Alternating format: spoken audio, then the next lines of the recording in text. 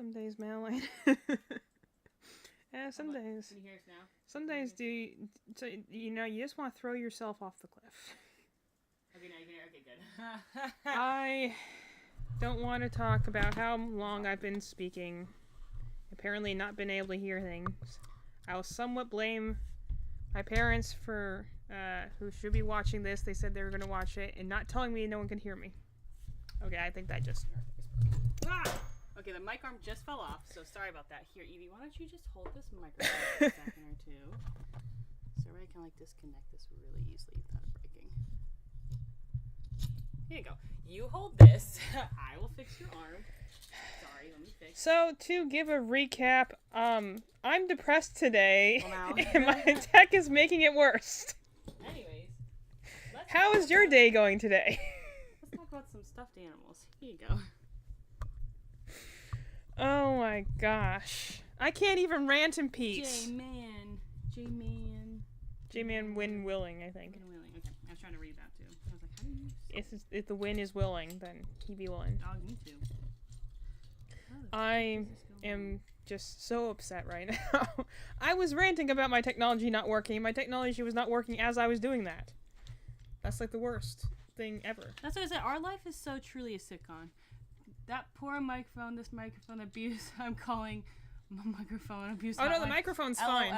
The microphone arm is the one you should be worried about. The microphone's fine. Actually, it's the computer. The computer, for some reason, I can plug things into the USB drives, and it'll be fine 90% of the time.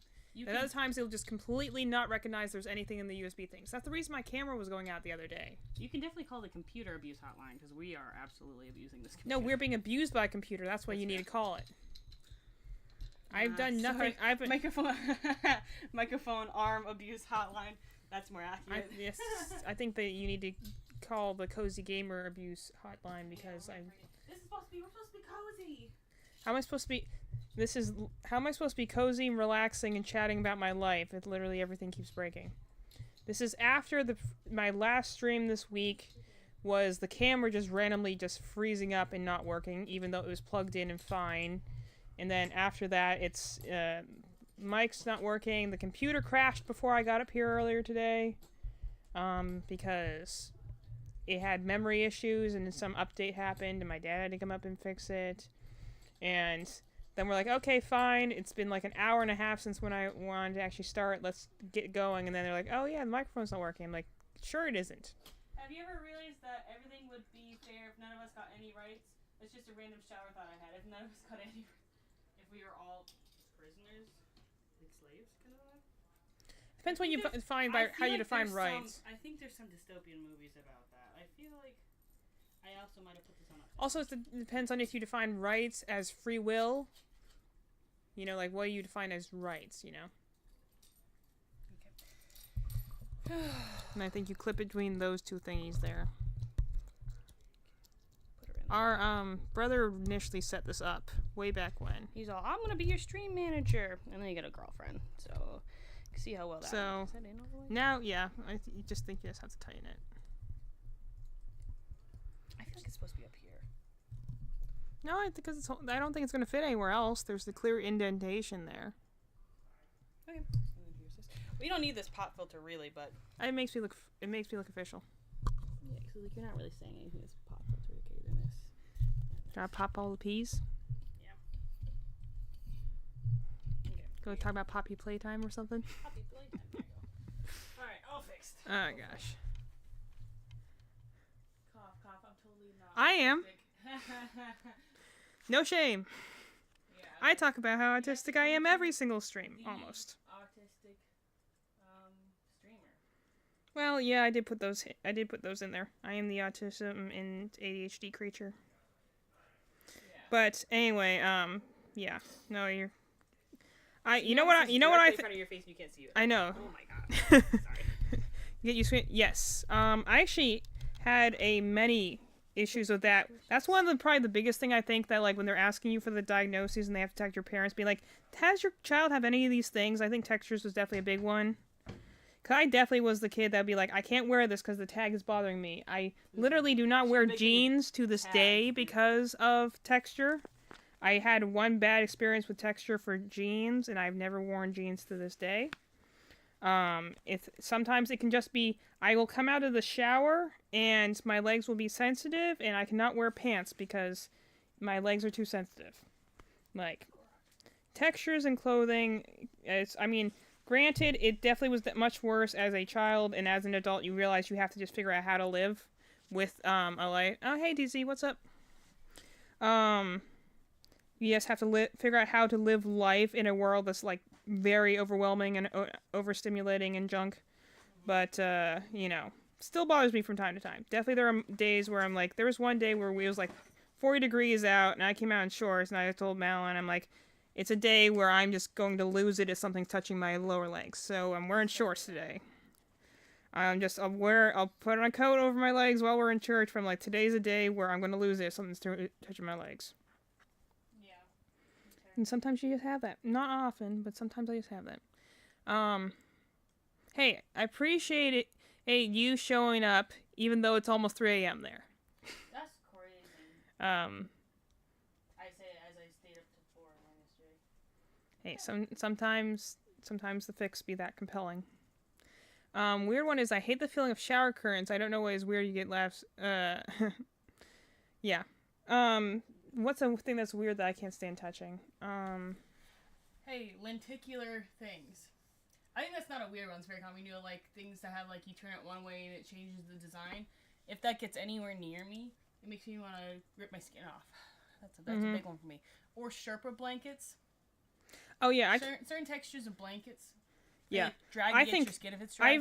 The worst thing, a friend of mine, I think, either knit or crochet me a lap throw, and it was like using this like wool thing, I think, and it had like the worst texture ever. I could not stand touching it, but it's a thing from your friend, so you want to use it, and you want to show that yes, I appreciate this. This was such a thoughtful gift. I no long doubt took you hours to do. But I can't stand touching it. In fact, I just put in that's what I did with a lot of textures that bothered me. I would just hide them in the corner of my closet so that they would be forgotten. I would never have to do them again. Tights. I can't do tights. No, I'm the opposite. I love wearing tights. Malin likes tights. I love wearing tights now. She's my ADHD comfort animal. Yeah, we're gonna get a camera. I have to get like a USB extender because we used up all the USB ports on this computer. Talking about that one they rubbed to change the design. Oh, you like the lenticular one? Oh, yeah. See, on that note, like things like that you have to scratch off like lottery tickets, those are the worst. Like those are okay for me. That bothers me. And they're like, well, just use a coin. I'm like, it's not the matter of the coin, it's the matter of the sound. Mm-hmm. That is true. A lot of sounds bother me. You know, like when people are playing guitars and their fingers move on the guitar strings? Mm-hmm. Hearing that, especially in songs, that actually makes my skin crawl. Yeah. You know, but you're supposed to be like, wow, I love music. If I accidentally scratch my sheets, we'll see me visibly have a disgusted look on my face. If I accidentally scratch my sheets, that's really funny. Yeah. Right now I have flannel sheets on my bed, and I will say flannel sheets, because they're not so much like, I feel like normal sheets have more like a papery vibe, and flannel sheets are more like t-shirts. I will say those definitely. Obviously, I'm a big fan of the soft textures. I say as I cuddle my little comfy frame cuddlers I have here. Mm-hmm. I'm a big fan of soft plush textures. That's actually also the reason I can go and say anything I make as a crocheted creature. If you want to see what I'm working on right now, this is what he looks like right now. He's just a little dino nugget. I'm working on his legs. You can actually see him because I've been doing this with a green screen a lot lately, so he's been invisible. Now you can actually see what he looks like. But I got another one over here I can pull over. I've worked on. He hangs out with me now. This is another one I made. Softest thing ever. This is Burnett Plush Velvet. It's the softest thing ever, and the cool thing is it has this heavy texture to it that is almost like a weighted plushie, but it also has like this kind of, you had everyone like those pillows that kind of like, it has a cooling temperature effect.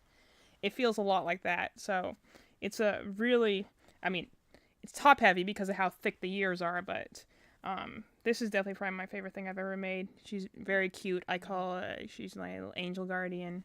But like I did a little spiral work on the yarn on the ears, get her little cheek fuzz, but you can see she's got little markings. Got a cute little tail.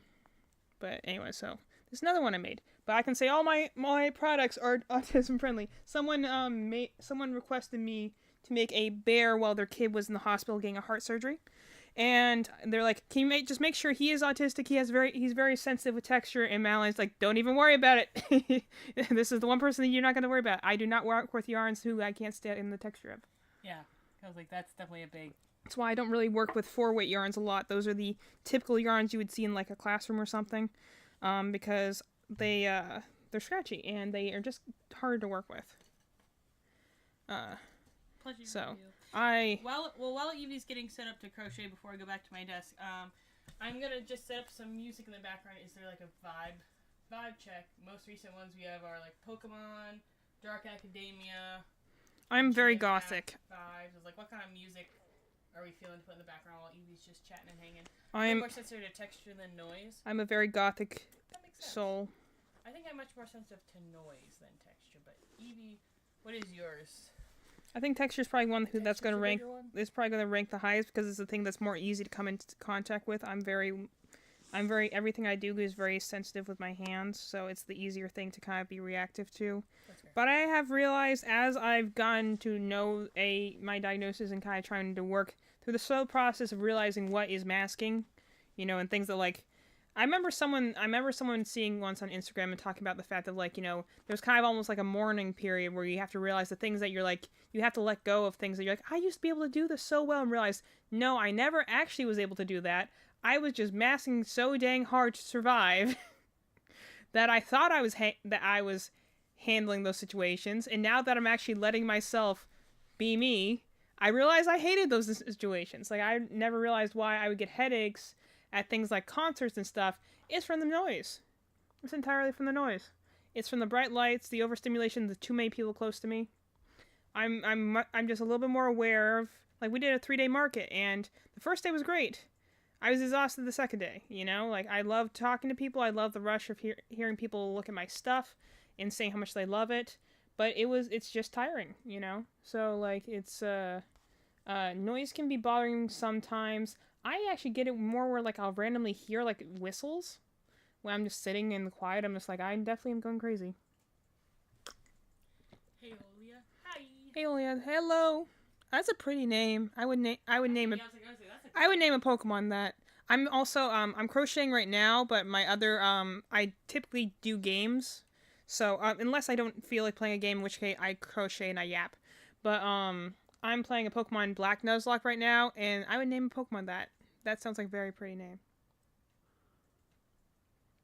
If I remember, I'll name my next Pokemon that. That's a pretty name. Anyway. Oh, you're welcome.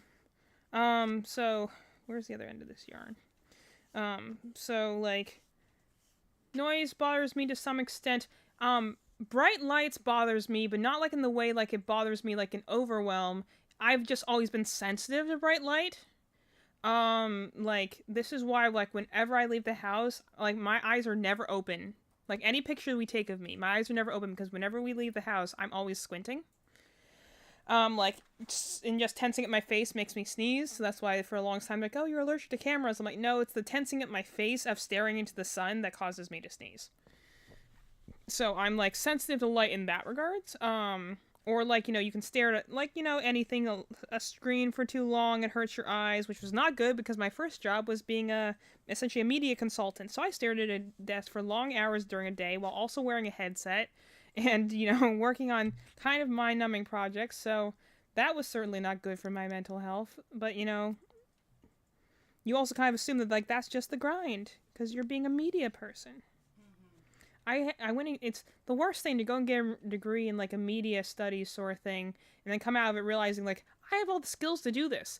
I do not have the mental capacity to do this. Like, I know how to run social media, but, like, that's why you ever, like, I have my Instagram is Dust Crochets. That's where I go and put everything I create. I usually put it on there, but I'm not, like, someone who's going to be putting, like, a ton of reels. Like, the only time reels show up is if, like, I'm working and my sister just happens to grab my phone and take a reel of me. But, like, I don't put reels. I put a lot of, like, hey, check out this thing, because I only put, like, posts when I have something to say or something to share. I'm not good at, like, marketing because it feels like lying to me. Like I'm going and fishing for compliments or something. I'd be like, I just want to share one and be like, hey, look, this is a thing and I think it's cool. So other people, here, look. It's the same reason I share I do writing and art on DeviantArt under Desklugia. That's my username on like almost everything. So, but like I'll share art or writing just because I feel like sharing it, not because I'm like, oh, I need to do this to get the views. That's why I'm not a very good streamer or YouTuber yet, because I'm not good at marketing myself. I'm just here being me. But, I mean, to be fair, I never have been someone to chase a large community. I just kind of like a small group where I can go and talk to people individually and just chat and stuff like that. Plus, if I had too many people, I wouldn't be able to read the chat anyway, so... Let's see. When I go outside, I can't help but wince when I'm with friends and family got angry that they thought it was just weird or something. Yeah. We've never had that issue, thankfully. I think the biggest reason that, like, we haven't... Well, yes, but the biggest thing is that like the ones who had that sort of potentially like judgmentalisms of was definitely our like probably more extended family, and we originally lived up north near the Great Lakes and moved when I was 10, and then we went to California, east to west coast, really big. Jumped there for 2 years, then where we are now, we're in North Carolina, so the north of the South, and the reason how we never noticed is because one, yes, we do have definitely there's law and order and diversity in our family, but also our family just never judged. We always assumed we're all weird. My parents never judged really, so like, did they think we were weird? Yes, because we are weird, but it was never like oh well, that's a clear sign of something going on. We're like, no, you're just weird. 1, 2, 3, 4, 5, 6. Would you like to hear a story on how I found out I might be autistic? Yes. Sure. I would love to. Hit me up. Because you know what? I can share my story. Yeah, it's like the fun part about being our age and 1, being 2, 3, 4, 5, we 6, both work 7. in the school system. It's nice to see like younger people 8. learning how to be comfortable with this identity, because Evie and I didn't get to kind of like experience that till later in life. It's nice to see like 10. young people kind of going through that journey, because then you have so much time to grow in yourself. Assuming they're young at least. Well, talk about it. We're figured out when you're in your late 20s, so it's like we're technically young by our coworker standards. That is true, but I was like, even if they're just 20 or they're 18 or they're 25, it's like younger than us. I'd be willing to share my story how I figured it out. Yeah, because like it's nice to. Oh, that's my medication alarm. Oh, your train. Yeah, but it's just on silent from this morning, so. That's fair. Okay, something's getting caught in this. I guess I literally just complimented you for not catching yourself, so now you're going to be difficult like this? Yup. Sorry. You give a yarn one compliment, and they're like, you know what, I'm not feeling it today. Okay, guess I have to do this the harder way. It's getting caught somewhere in the middle. This is why they say, like, some people say, like, doing, like, the magic ring, working in the round is easier / harder to learn first, and some people think that working in rows is easier / harder to do first, and I'm like, I'm going to go with, working in rows, there is a different technique to it. I still think magic ring is worse, because the reason you usually do magic ring is because you're making plushies, and most people are making plushies with the chenille yarn, so it's actually not the magic ring itself that's hard. You're probably going to be learning how to do it with the most delicate yarn that doesn't like tension, so. You're probably setting yourself up for a harder learning experience. But anyway, I'd love to hear your comments. While I fix this thing at least. Okay, this thing's stuck on this end, I'm pretty sure. I do know a few tricks I've learned for how to get it past if it's stuck, but it's just annoying. Come on, come out. So I'm gonna try some. Give me just 1 second. Okay. After I just complimented you for not shredding, that's when you're gonna start shredding. Take it back, big twist posh.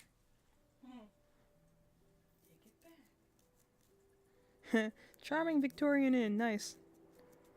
Yeah, because sometimes Evie has the green screen up in the background, so let me know if this is too loud for, in regards to the microphone.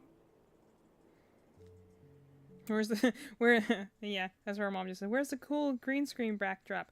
I decided not to do the backdrop this time because I want people to be able to see what I'm working with, and I'm working with this neon green yarn that you cannot steam with the backdrop up. Not to mention everything has been breaking lately, so I just didn't feel like tempting fate today.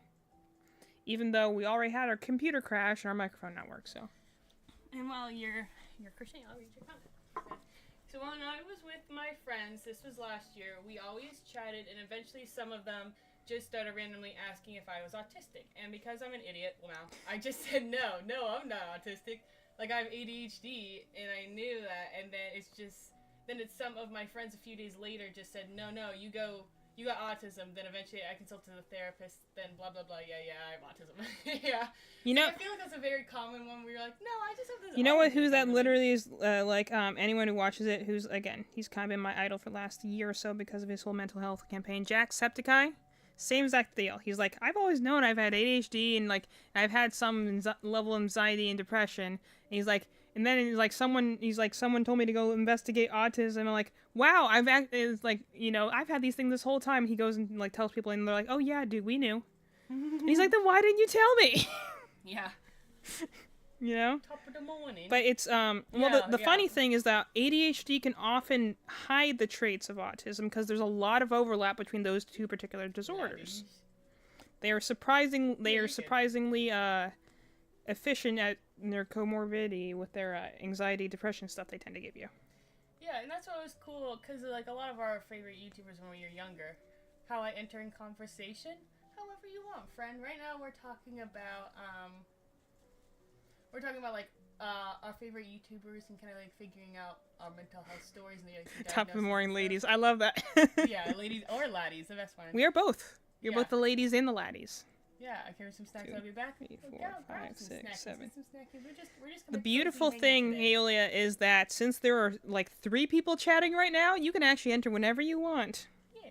Because our chat does not move that fast. Well, the nice part also about Evie and me kind of being in the same space, and it means like if you wanted to have a conversation with somebody in chat about something they're saying, you can. Or if you wanted to have a conversation with us, you can put something in there. We'll talk about it. That's the nice part is you can kind of like. What I like to do all the times when I'm in chat, like downstairs and Evie's up here, is I will just kind of like have a conversation with myself in the chat, and then she looks at it, reads it. It's nice. Or also, she like sometimes I do stuff about. I comment about what she's talking about. I'm having a rough time, bro. About things getting so janky. To me at the time, like sometimes I'll just talk about what's happening in my area, like if I'm downstairs. But yeah, so crooked. Come on in and conversate. You're talking about, just figuring out autism and kind of how that works. I'm trying to find someone to make friend in Twitch. It's a good place to do that. We also trying to do that. That's why I started. Originally we do stream on Tuesdays games, and I've been trying to do Tuesday Thursdays if possible. That's why I started doing it more like every day, and if I didn't feel like playing a game, I just started crocheting and chatting, because I crochet a lot for our business. We're doing a small business. We run a shop on Etsy called Dusk Drops, so I make a lot of custom plushes. Mainly FNAF characters like Five Nights at Freddy's, Foxy, Chica, stuff like that. But right now I'm making a tiny Reptar. But other friends over here. Yeah, you can. And so like, I just started turning on the camera, and then because of the tisms I have, it means I can chat for a very long time about pretty much anything that comes to my mind. Because the autism lets me be very focused and detailed about everything, and the ADHD means I can't stay on one topic for more than probably 10 minutes. But you see, like, you can always talk about Evie's special interest, if you can tell in the background, is Stitch. That's why we have, like, this is, like, our safe, cozy space. That's why we're cozy gaming.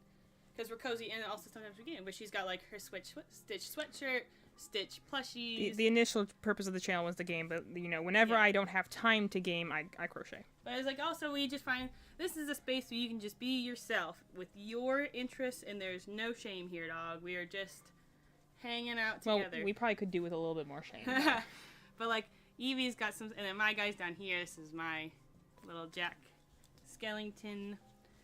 Hoorah. There's also a Bonnie in here. Well, because I'm waiting to get the yarn that's the same color as him. There are so many shades of purple. Like, I've ordered like 4 different kinds of purple, and none of them are the same as that one. Little Harry Potter. It's like, how can there be so many freaking shades of purple that are all called violet? It's a stitch. 1, 2, 3. You got lots of stitches back here. Purple is purple, okay? Purple is purple. No, I order so many purples and violets, and they all look different when they come in. I'm just like, show me, yo, I gotta show you these red. and it will look different, and it will bother me. Yeah. Because I'm autistic. And it's gonna bug me. No one else is gonna be bothered by it, but it's gonna bug me. And that's on Evie's end, and on my end, I don't have autism that we know of, but I do have ADHD. That we know of. Could be, don't know, can't confirm yet. But Discord, ooh, let me put our Discord in there. Wait, I don't have that link, but I'll put it in. Give me 1 second to find my phone. We do have a Discord chat for Cozy Gamers. Yeah, I'm gonna put it in. She'll share that with you in a minute. We don't have a bot yet because. Are you kidding me, Malin? We just wrestled with the arm. You think we're gonna manage how to do a bot? But I will absolutely. We do 100%. get the spam bots from time to time. Let me make this link. We can always tell you it's a good day when we start off the day with the first person chat is the spam bot telling me how to get more viewers. Okay, give me 1 second. I will put that in. I am the real life version of the chat bot. Yeah. It's me. Probably just coincident, but literally 9%. 95%. Well, because you know why? So same. So interesting study that was done. I don't remember where it was. Interesting psychology study that was done. So, gosh, it was on. I'll have to see if I can find the video and put it in there. It's off of YouTube, but they did a study about communication skills That's me. and working in a group project. So people who like had to work together on a project of some sort where they had to communicate and get a task done, and like all of them had different like pieces of information to complete the task. They tried one with a neurotypical group mixed in with people who had autism. They did one that was a purely neurotypical group, and then they did one that was an entirely autistic group. The neurotypical group did pretty well on its own. It was the control. They did, the neurotypical plus autism group has a lot of struggles with communication, so therefore they did not do very well on the task, as they had issues, trying to communicate things. This our friend! Yippee! Nice. I always love to add a new person to our madness. But then they found that the group that was entirely of autistic people, and by the way, this is ranging from like first stage to like third stage, so everything from verbal to nonverbal, they found that they worked together just as well as the neurotypical group because they all had the same way of communication. They just understood each other. And I think that's quite fascinating. The way I like to tell my friends is that I'm like, when I'm trying to explain like how my brain works differently, and I'm also still, I've got a diagnosis within the last like year or two, maybe the last 2 years. But so I'm still kind of figuring it out myself as well, and just it's a slow process as anything is. But the way I tell them how my like brain works differently, because I remember telling my friends like, so how does that work? And I'm like, think of it as that I'm running on like a Dell PC operating system, and the rest of the world is running Mac. We're both computers. We're both have pretty much all the same capabilities and processing powers. There's a little bit of difference in like nuances and stuff, obviously. But at the end of the day, we're both computers. But the world's built for Macs. So with the proper finagling and, updates and a couple of like, drivers and stuff, you can figure out how to communicate between the two systems, but it does not happen naturally. And it's can be there's sometimes there's just stuff lost between the two, Anyone who has ever tried to work with a Mac computer will not communicate with literally anything else but a Mac computer. They may be powerful or whatever, but the biggest thing that frustrates me is like you try and do I remember when I was in high school, I took digital media courses, which is kind of how I got into the whole graphic design and writing are my two majors. Bachelor's, 1, 2, 3, 4. So I started graphic design and digital media essentially as a study because I always wanted to combine how I love technology plus I was really into art. I had a digital media course in high school. And so they had, the biggest things you'll usually see Mac computers in are in digital labs and stuff like that, because they can write that off as a donation. So we had Mac computers, which were powerful and great for those sort of softwares, and they had a really great audio software and stuff like that. The problem was though, every other computer in the school ran on a Dell PC. So trying to send files from one to the other was a pain in the butt. In fact, even using a USB drive, you have to properly format a USB drive to work on a Mac computer. Once you do that, it will actually warn you there's no going back. It will never work on a Dell again. Because you have to format a certain way. But, or if you do, then it will just delete everything on the USB stick, which kind of defeats the purpose. So, I was like, Macs are great. They're powerful and they're comfortable to use computers. And once you get used to using them, they're actually, perfectly fine. I actually put out a skill on my resume that I can work in both Dell and Mac because I think that's definitely a skill that needs to be acknowledged more because those are two operating systems that, like, if you're super comfortable with one, you probably have no clue how to use the other one. But, I remember for a while I just had that as my thing because, like, Macs are fine. The problem is, though, is you try and connect them to literally anything else, and it has fits. As opposed to if you connect a Dell or an Android or whatever, all these things, anything can pretty much communicate with an HDMI or USB-C nowadays, except for Macs. Macs will only communicate with themselves. Apple products only communicate with themselves, and that's why I don't subscribe to that. Also because they're ridiculously expensive. But anyway, I need to look at the chat again. The missile knows road to go because we're not. It's kind of funny because it kind of cuts off the message. I have to read these in my sentence. Yeah. Nielsen knows where to go because it knows where not to go. Yes. This is because the missile knows where it is and because it's not where it isn't. Exactly. The way you know where something is that you know where essentially isn't that also how vacuum robots work? We have a vacuum robot that again we have 4 dogs. We got a bunch of puppies. In the process, my dad got a vacuum robot. That's essentially his pet. Mm-hmm. And so we call him Newbot. Well, he's the new one because we used to have Floorbot. Floorbot kind of retired, and now we have Newbot. And it uses. I think it is impressive to go see how it goes and echolocates where it is in the house. And they're smart enough to go get around things and underneath areas and move past things. And but that thing, I swear, looks for cords and gets stuck on cords and gets all stuck in its brushes. And I'm like, how does it not figure out at some point? Don't go into this area. My dad says he keeps trying to reprogram it, but I swear that thing searches out cords. So I have to keep pulling it off. I'll be like, okay, cool. It's time for lunch. Let me put down my hook and my yarn. It's time for lunch. Let me go let the dogs out. Get Newbot off the cord that he's stuck in that one corner again. Mm-hmm. Always fun to do that. Rip Floorbot. Yeah, we didn't. I think he still has him. He's just He's in his office. He's in my dad's office, which door is usually closed so that our dogs don't go and eat his trash. So it means that the Floorbot usually doesn't leave the room because it can't. Typically, when that door was open, and again, they, every time we find a thing for our dogs to be like, okay, we sealed off that avenue of them eating something, and they'll be like, hey, did you realize there's a trash can in this room, too? And then we'll have to close off that room again.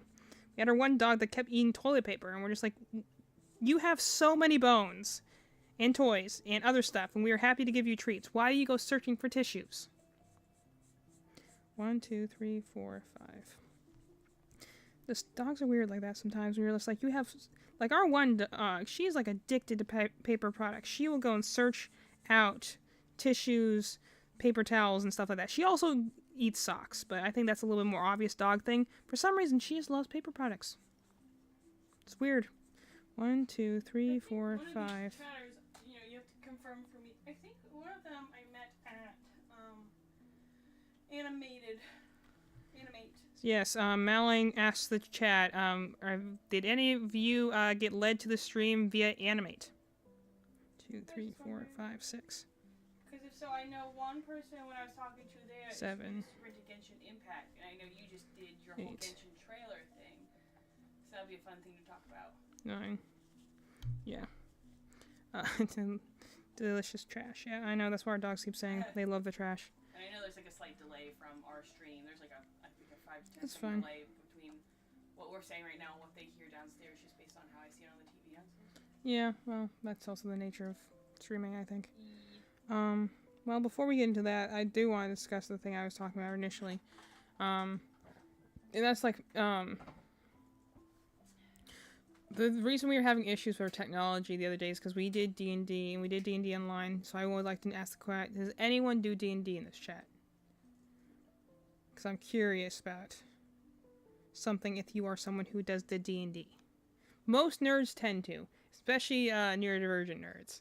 I like how our entire group has ADHD. That's just like, yep, we are all stir-crazy adults who are doing their best to try and figure out how to adult. No one wants to do it with me. I don't even know how to play. No one wants to. I don't. Yeah. What is okay? So for D&D, Dungeons and Dragons, if you D&D for short, Dungeons and Dragons is an interactive roleplay game. It's the one with the dice and the paper sheets and the lots of math that they usually make fun of in different, sitcoms and stuff like that. But long and the short of it is that it's a fantasy role-playing game where everyone at the table has a part in making essentially this big interactive story that usually follows some sort of adventure that will probably have intrigue and fighting monsters and, dungeons. Call it D&D's Nuts. D&D's Nuts. That's, Jaman Willen. That's freaking so funny because it's exactly what I would say. That's exactly what Malin says. That's exactly what I think she starts every session that way where she's like, D&D's Nuts. Let's go. So. I was wondering if it was Dad because I was like, that's so something me and Dad would say. It's very... I was like, that's awesome. I just trying to remember this conversation that he had over Christmas. Like, over the holiday, we were talking about this candy. I can't remember which one it is. He can't remember what this candy is. I know, but I think it's funny that he's like, it's bothering him this much that he put it in the family chat. It's very funny. Like, I don't know. I'm gonna get along very well with him. Yeah, well, I'm sure you will. Malin does a grand. If I do an early morning stream, Malin won't be on because she'll be working. But if I do evening ones, she's typically in here working on her paintings. And that's what, like, She's also loud, so you usually can hear her regardless. Yeah, I was like, I'm going to get a camera set up eventually, someday. So then you can also see what I'm working on while you can see what Evie's working on. But my desk setup for reference is like Evie's there, and then there's a 2 feet of TV, and then I'm sitting right next to the TV. So we're about 4 feet apart, maybe. I think 5 feet, maybe? we were probably 5 feet apart. Yeah, I was like, we're almost right next to each other. This is just like our crafting workspace up here. So it's like I can almost 5 feet apart from each other, right next to each other, as if that isn't the size of a small human. Yeah, that's fair. I just can't see the screen or the chat or anything like that, but I can hear Evie. So it's kind of like I'm listening to her on stream. My medication keeps saying is like, you didn't take your pill. Get your pill. Which I can go get a few in a second, Evie. Yeah.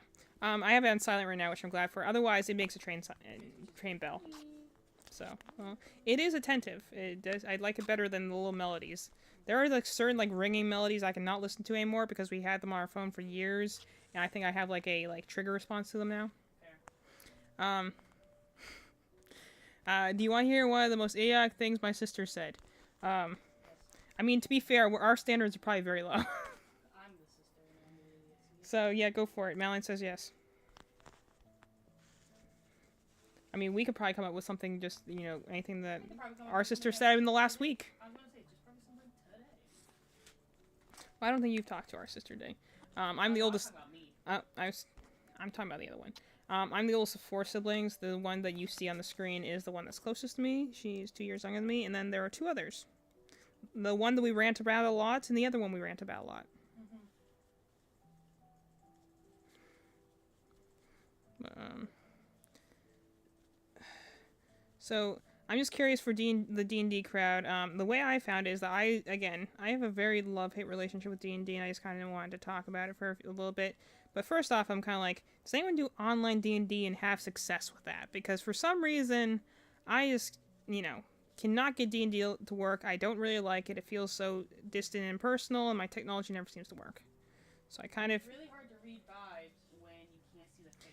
Well, that's the other reason why I can have literally, like, a panic attack reaction to phone calls, is because it's hard enough reading somebody when they're standing in front of you and you have the full, scope of their, reactions. Try doing that on a phone call when all you have is audio, and half the time you don't even have good audio because it cuts out. And you're just like, here, it's like, good thing you can't see me right now because I'm sweating so intensely.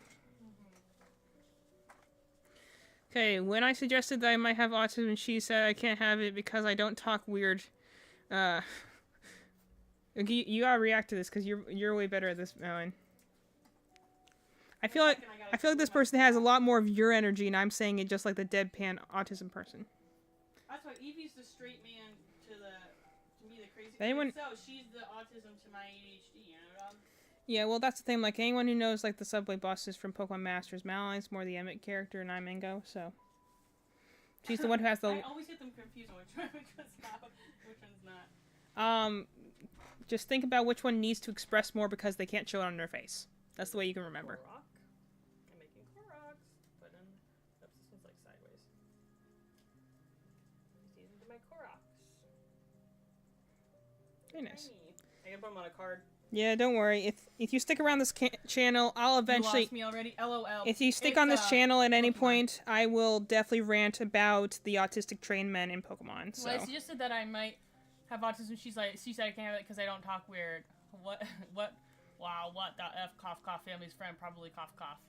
LOL. See, yeah. you can read that and it doesn't sound ridiculous. Yeah. I can read that. I sound like I'm having a stroke. Sorry, don't say too much. That is totally, hey, we appreciate you just being here. Hey, I say this every time I stream, and I'm like, I appreciate my lurkers just as much as my chatters. If you just need me in the background to be a random ASMR thing while you work on something boring, I'm honored to do that, because I am happy to chat for a few hours about absolutely nothing. That's because in real life, Evie's very much like that. Evie's very lurkery versus I'm very all the time. So, what about your stalkers?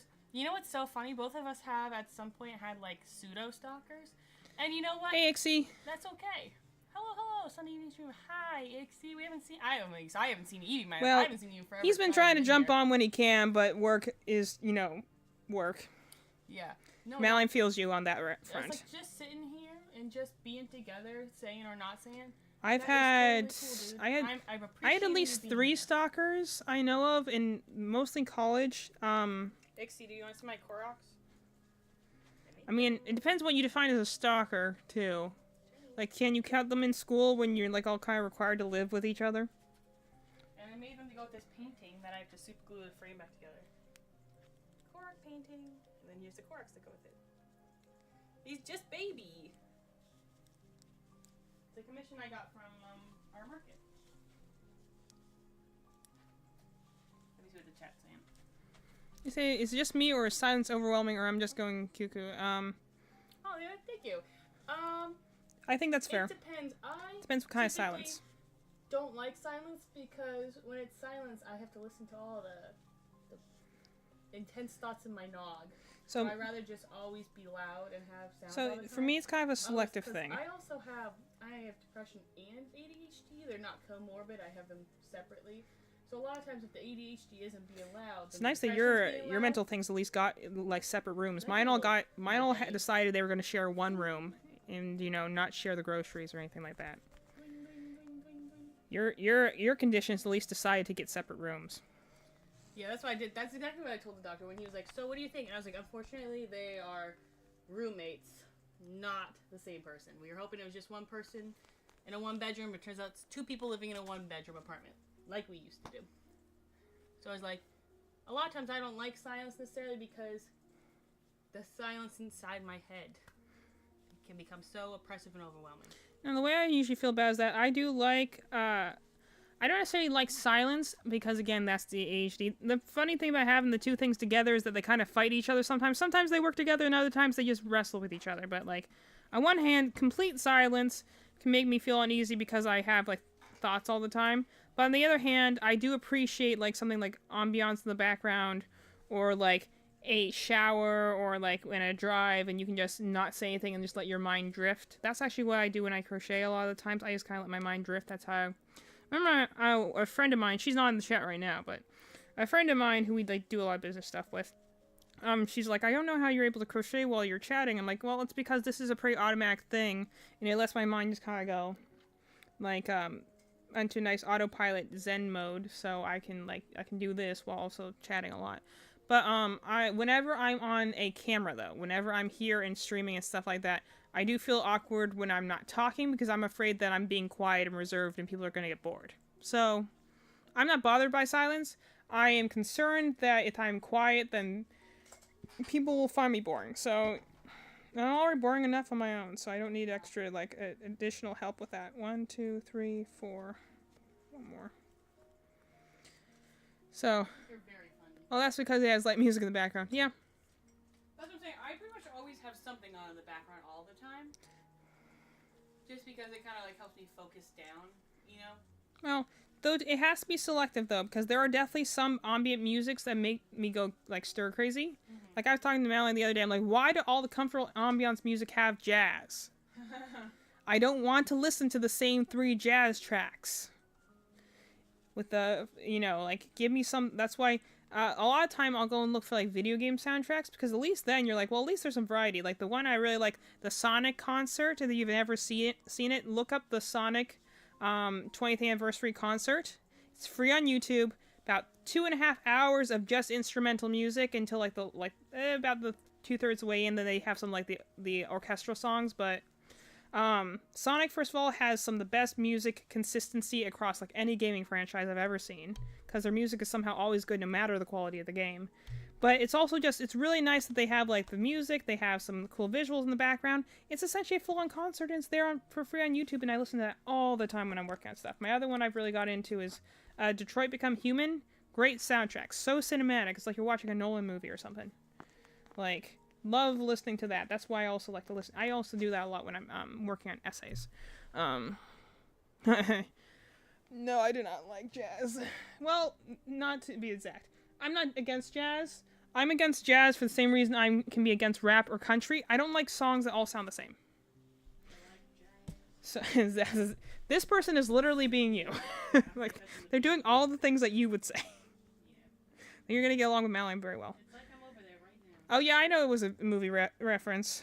Again, I don't usually know because that's Madeline's job. She does the references, and I just go and be like, here, let me interpret that as literally as I can. But yes, Madeline says that you're gonna get along with her just fine, because this is literally all the things that she does. Well, also after, because we have a market at the end of February, and then after that, we don't have many markets for a while. We just have one like flea market, which is just gonna be like leftovers, and then by then, we're hoping, also because of the way work is, that we'll be 1, able 2, to stream 3, together. 4, 5. Because that's yeah. Madeline's the one who knows all the memes and the TikToks, and every time I'll be like, that one was a TikTok. Shit, nope, that was just my head. I'm like, and I'll be like, that was really clever. She's like, no, that's from a TikTok. I'm like, okay, just can't win, I guess. There is, yes, pretty much. She is indeed. What? Is she a female version of me? I'm like, yeah. I'm based on current the fact that you're both essentially saying memes almost in stereo right now is just like kind of funny.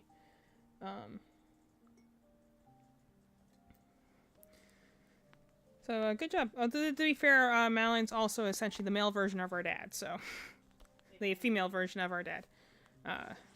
Just funny.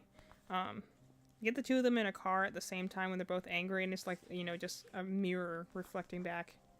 Just a bunch of anger in the car. It's only bad though if like you're in the car as well, and they're just kind of like ready to kill each other, and you're just like, I just want to get to wherever we're going. ADHD rage. Yep, you guys have that. But let's see. So I was talking about Richie D&D and stuff.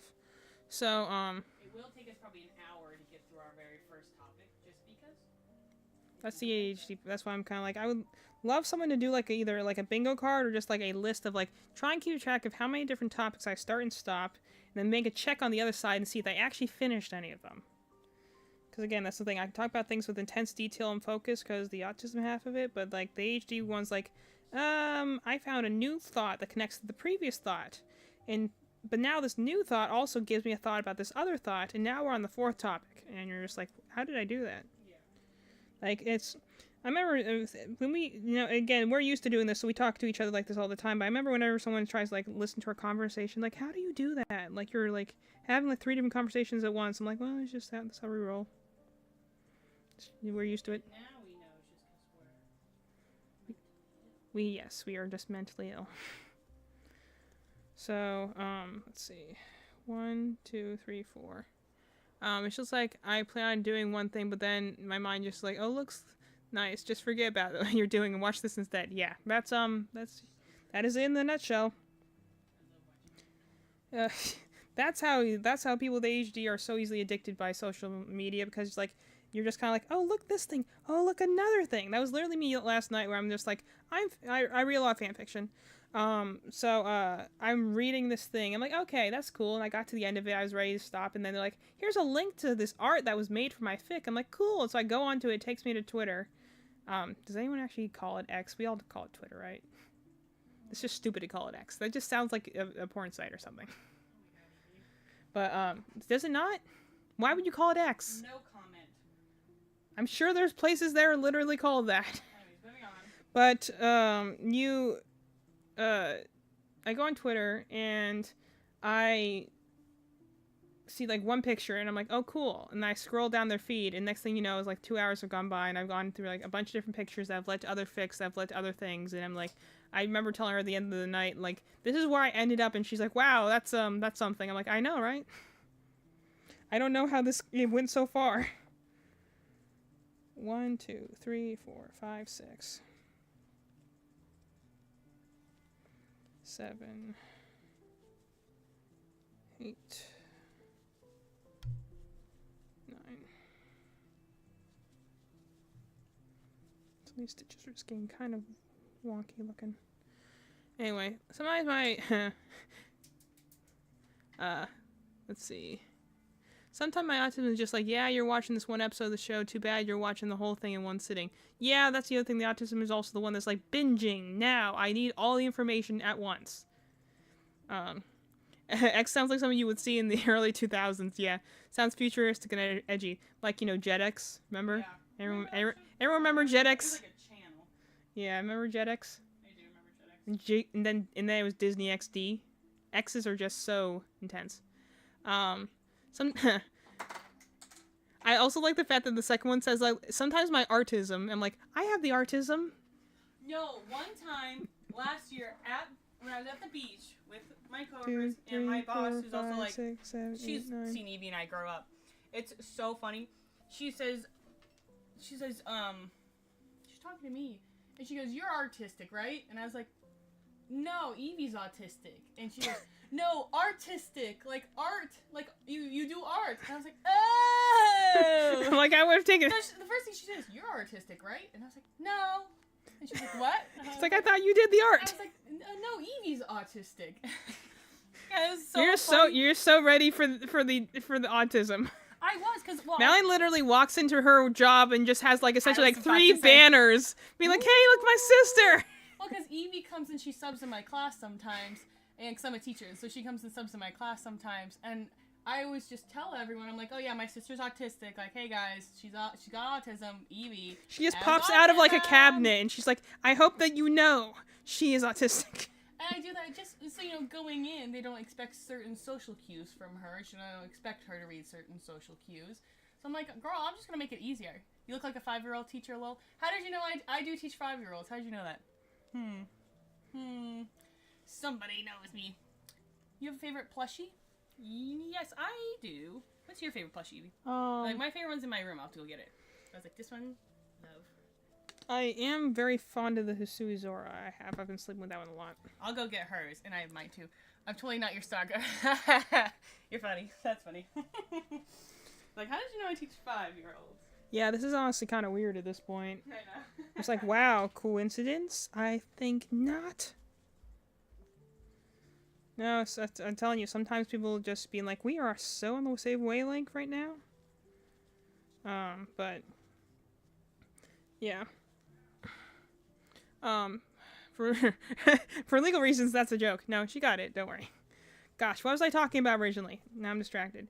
Talking about Twitter. What was I talking about before Twitter? There was a different topic I was trying to talk about. Now I don't remember what it is. I started somewhere else with this point, and I was trying to make a point about something else. I think it was talking about D&D. Please, officer. I learned my lesson the first time you didn't hear that. Oh. No, you're funny, dude. So, we do D&D. I prefer... Distraction. I was just getting back on topic. I'll get back on topic. Yeah, I gotta show off our plushies now. Plushie reveal. Yippee! Here's Eevee's, Hisui, and Zora. So if you don't know Pokemon, you might not know a couple of these, but that's okay. My Hisui Zora. They were killed to extinction because people thought they were bad luck, and so they came back out of spite. It's the same texture as these. They're extremely soft. The soft versus like a normal stuffy. There's one. Here's one I really like Eevee got for me. It's the puppet from Five Nights at Freddy's. Like sits on your neck. What's your favorite evolution? Umbreon. Where's his Umbreon? That was my favorite Pokemon. It still is my favorite Pokemon of all time. My first game I played myself was Crystal, and I intended to get an Espeon. I got an Umbreon instead, and decided that was definitely the cooler one. Sylveon's also very good. Yes. I love Sylveon. When I first played X and Y, we got it used from a flea market, and so I had someone else's file on there, and the first thing I raised like 2 Pokemon to go with their team. First thing I raised was a Noivern and a Sylveon, and those are some of my 2 favorite Pokemon, because Sylveon is surprisingly defensive. My favorite's always been Charmander, mostly because it's the most adorable Pokemon, mostly because it's the most adorable Pokemon. I know what you're thinking now anyway. Yeah, that's fair. But, so my favorite was, like, and then that's also why Lugia is also my favorite. Time I go live alone. Yeah, I think by the time we have, like, our own, living space again, we'll have, like, a whole plushie room. Because right now our room is full of plushies. My thinking doesn't go the overtime, and it goes in sick most days, and it goes in sick most days. Same. I have a crazy brain. My other favorite plushies is this one. It's a Giratina. It's got, like, I don't know if you can, it's got, like, beads in the bottom. Giratinas! And then Eevee has this one, which is really nice. It's a Pegasus. This is like the Jellycat ones. It's very fancy. It's a souvenir from London. They're stupidly expensive. Yeah, so we both just have only one. And then this is my most favorite stuffed animal of all time. Let's go! She's been through some horrible wars. This is one I've had since I was a kid. Her name is Spyro, after Spyro the Dragon. She has been through many wars, surgeries across the country. And our sister's happy, fun times with scissors. Yeah, I sleep with this stuffed animal every single night. And I'm not ashamed to admit that. Because this is my favorite stuffed animal of all time. Dog, look at her tail. Yeah, it looks like a poop. I was like, the difference between the two. That's just sad, honestly. No, she's a fighter, dude. Those are my favorites. No, that one looks like she's been in captivity for like several months. Those are some of my favorites. But we also have tons of stuffies around us just for like. Yeah, that's why I said it. It's in the description. I'm like, we have probably 30 plus somewhere. I haven't actually counted them, but performer, so. yeah, that's for sure. Anyway, I gotta put this buddy on the front. But this is my most recent one. The Comfy Friend series is the one I will get whenever they have a new one. I will go and splurge and buy myself one of these because they are a great size for the price and incredibly soft. And that's all I'm about with a plushie. Softness and comfiness. Anyway. But, I have this other one that, like, you know, it's, we got a lot of them, but, and also, like, they just kind of rotate, too, depending on, like, likes and dislikes and stuff like that, so, you know. It also goes with, I remember when I used to always call it, and this is, you know, it's hyperfixation, but, in special interest and stuff like that. I used to call it phases when I was a kid, and the idea is that, like, you get into something, you get so focused on it that you have to learn literally everything about it, like, it's a research topic, and then you'll go and, like, want everything about it, like merch and stuff, and you'll, like, for me, it was then, like, making art of it, using it in my stories, watching stuff about it on YouTube, like, I go, like, hyperfixation into it. I used to know what that was at the time. I just would say, like, oh, I go through these in super intense phases, and I could describe it, like, very detailed, and, like, even as a child, I could describe, like, all the, like, the steps in these phases, and I didn't realize until, like, like, you know, when I was actually looking into getting a diagnosis, like, oh, actually, there's a medical term for that. It's very normal if you have this particular kind of mental disorder, and you're like, oh, huh, you're right. Look at that. It's been staring me in the face my whole life. So, like, yeah, I'll go in hyperfixations and, like, really heavy interest to be like, this is the thing all I want to talk about. It's like, for the last, I'm sure the people on our channel have been getting, like, bored of, for, like, the last month or two, I've been just really hammering hard on, like, the whole universe properties. So, like, Honkai Star Rail and Genshin Impact, I've been talking about those a lot because it's been on my brain a lot. Like Madeline said, I did a reaction video to all the, Genshin character demos.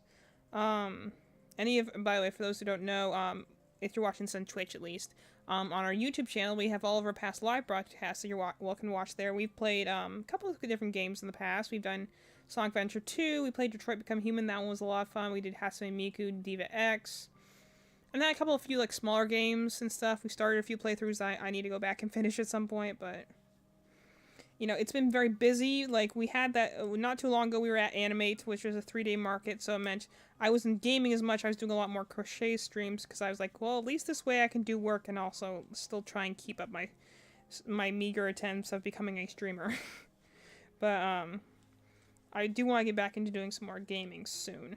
Like, I have in here next to me, I'm like, I want to start playing Persona 5 Tactica. I've already said that once my limited editions of Honkai Star Rail comes in, I'm starting a new file on that game because I would like to, and I want people to, talk to me about it because none of my friends play it and it makes me sad. But, well, because everyone plays Genshin Impact or at least knows of it, can't find a single person that's into Star Rail.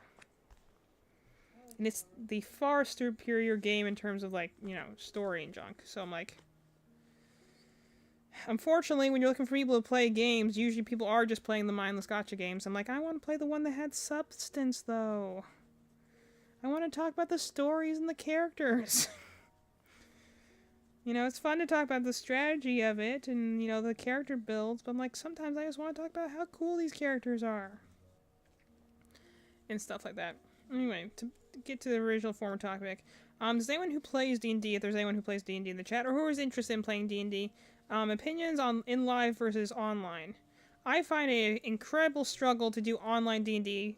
Mallory has some friends that, like, only exclusively do online D&D because they're, like, in different, like, states/countries. But some people, like, live and die by it, and I know I've seen before, I watched videos of, like, the benefits of doing online D&D, but I don't like it under any circumstances. It feels like a Zoom meeting. It feels like, it feels so impersonal, and not to mention, like, the camera's mics will go out when multiple people start talking, not to mention if people don't have their cameras on, it's impossible to read them. Have you ever played Red Dead Redemption 2? No, I've not, and you're actually the third person to ask me that on stream. It is on a list to get at some point. I do not own the game, so I've not played the game, and also I tend to play things chronologically, so I probably just never picked it up because it had 2 in the title. The people talking about The Witcher 3. Really good. Yeah, I've heard it's amazing. But I'm like, it's people saying, like, The Witcher 3 is great, but I'm like, but don't you need the context of the first 2 games in order to understand it? So I'm kind of like, I never picked it up because I was like, I never played Red Dead Redemption. So, of course I never picked up Red Dead Redemption 2, but I've heard amazing things about it. Everyone who I've said that I like a good story in a game has immediately recommended that game. Also, like, one of the chat boards that goes in and is talking about, like, hey, Detroit Become Human has a good story, and like, nah, Red Dead Redemption, now that's a good story. They both can have good stories. I'm like, the game, exactly, I'm like, they are different games, so I think they had different goals with their stories. They can both be good. Well, that's the thing, like I was talking about with Genshin before. Red Dead Redemption is an open world game. Detroit Become Human is a narrative choice-based game, arguably a cinematic game. So, their presentation, it definitely lends to the different kind of stories they try and tell. But, I mean, props to Red Dead Redemption apparently doing what is a very difficult thing to do and having an open world game and telling a good story along with it. Because I've said before in the past, open world games are a bit of a hard sell for me because sometimes that vast space is just a great place to get lost and muddled in when it comes to a story. Love Red Dead Redemption 2, but because I do everything in the game, at the end of it, I was sick of it. Yeah, see, that's me too. You just play the second one before playing the first one. The first one will ruin the second game. It will spoil the ending, I swear. Okay. Well, I don't know anything about either of them besides it's, supposedly about cowboys. Yeehaw. They have realistic horses that poop and stuff like that. Yeah, they do. I appreciate that. Appreciate that commitment. But, Yeah, I'll play as... The ending may make you cry. Well, to be fair, I mean, I was just being the third world in Star Rail, and that one made me cry twice. So, you know, I'm sure it will definitely... If it's a good story with emotional beats, it probably will. Especially if it has emotional music. I'm someone that, like, if they have a good emotional track in the background, that will make me cry 9 times out of 10 more than whatever is actually happening on screen. Like, you know, I remember distinctly the one scene in Chuck where, like, his dad dies. It wasn't his fact that his dad was dying, so they had a really emotional track in the background. That made me cry. Like How to Train Your Dragon. It's the first movie I ever cried out in my life. It was good. Sorry, my hands are cramping a little bit. I still think I'm paying a little bit for essentially crocheting for like 3 days straight / 2 weeks straight for this market, and just I've been tense in certain places. Like, luckily, I felt stressed for the first one. This next one coming up, I don't feel so stressed for because I know the audience is significantly more concentrated because this was an anime specific one. The last one was kind of like everything. Yeah. This next one I know is mostly anime, so I'm gonna make more Genshin Impact stuff. You should. I just gotta figure out how. It also made Markiplier cry. Well, yeah. That's cool. Yeah, that's cool. Look for that. The one thing I do know about Red Dead Redemption is that they sent me that one video that was like, that was like, this is literally the conductor. I'm like, oh yeah, you're right. It pretty much is. Yeah, that's the thing I kind of run into some issues with my own. Like, I run a campaign, because, you know, I like many people, like, I didn't have anyone to play with, but I was always very interested in D&D, and I've not had great experiences with D&D. Again, just in general, with, tabletop roleplay games, I've had issues with it, just because I've been in a lot of groups that either failed catastrophically, or just fell apart for toxicity reasons. But, despite that, I still love the appeal of the game, the idea of the storytelling and making builds and stuff like that, and I always, despite how many times it beats me and kicks me out the door, I always come back wanting more, trying again. So even though how many of poor experiences I've had in the past that have been emotionally taxing / traumatizing with roleplay games, I still always come back to them. And ultimately it does kind of come down to what sort of group you have, so it's not necessarily the game's fault. Sometimes it's just you're in a poor group of people. Definitely been in that situation a few times. But that's why, like, in order to play a game, I literally just started my own group, which has done well. But, I don't know, just lately I've been, very, I don't know if insecure is the right word for it, maybe just tired. I go and look at my, like, group in my story, and I'm like, I am interested in certain parts. And I want to get to those certain parts. But then, like, I actually get into the session, and sometimes I'm just like, man, I am lacking. I'm just not planning enough. I'm just can't run combat right, and I feel like it's horrible.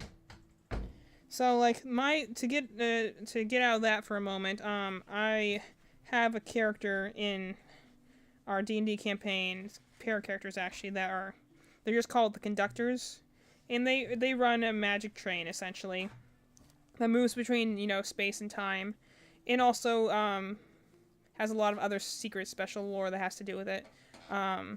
And they can just kind of pop in and out of everywhere. They're kind of part of the main quest of the storyline. I talked about this in a previous stream for anyone who was here in like a month ago. But like they are kind of the characters that kind of like, you know, just peer in the background, always know what's going on, or the people who are going to be like, I'm going to take you where you need to go. I've already met before. So like someone told me that there's a character in Red Dead Redemption that's like that character I made in my campaign. And that's the thing I struggle sometimes in my campaigns, that there are story things I like to do and I want to do, and I'm excited to do, and I'm hoping everyone else is excited and ready to go along with me. But then sometimes you just stop and think and be like, I hope they want to do this. I hope this isn't just me.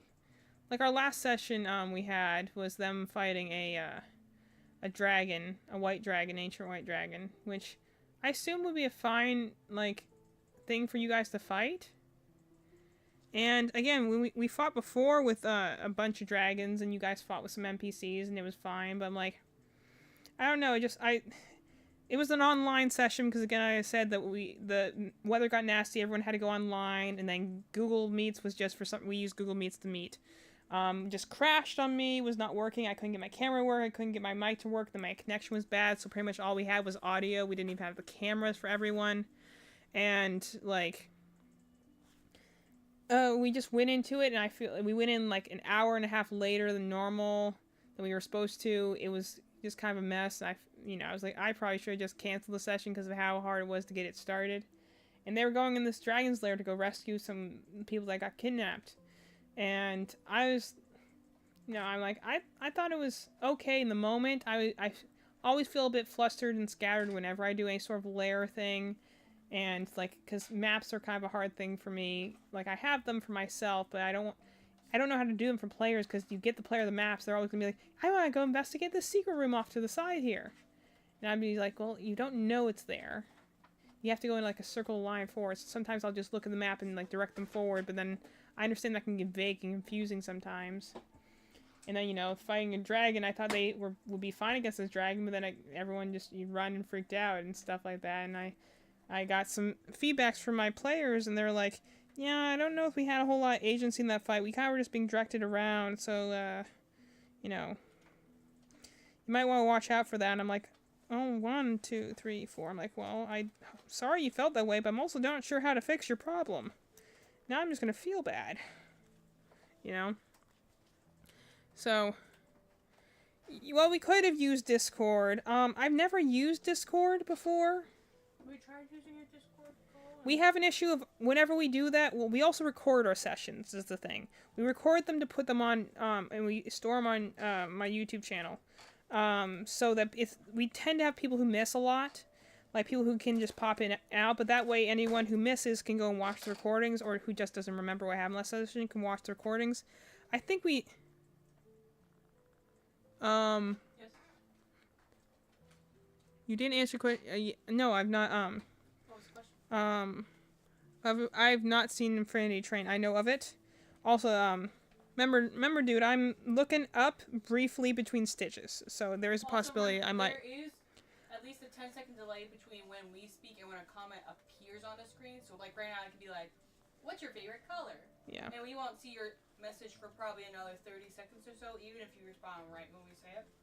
So there might be just a little bit of it. Close, but also There might be a little bit of a disconnect, and also I might not always look up if I'm focusing on my stitches. Also,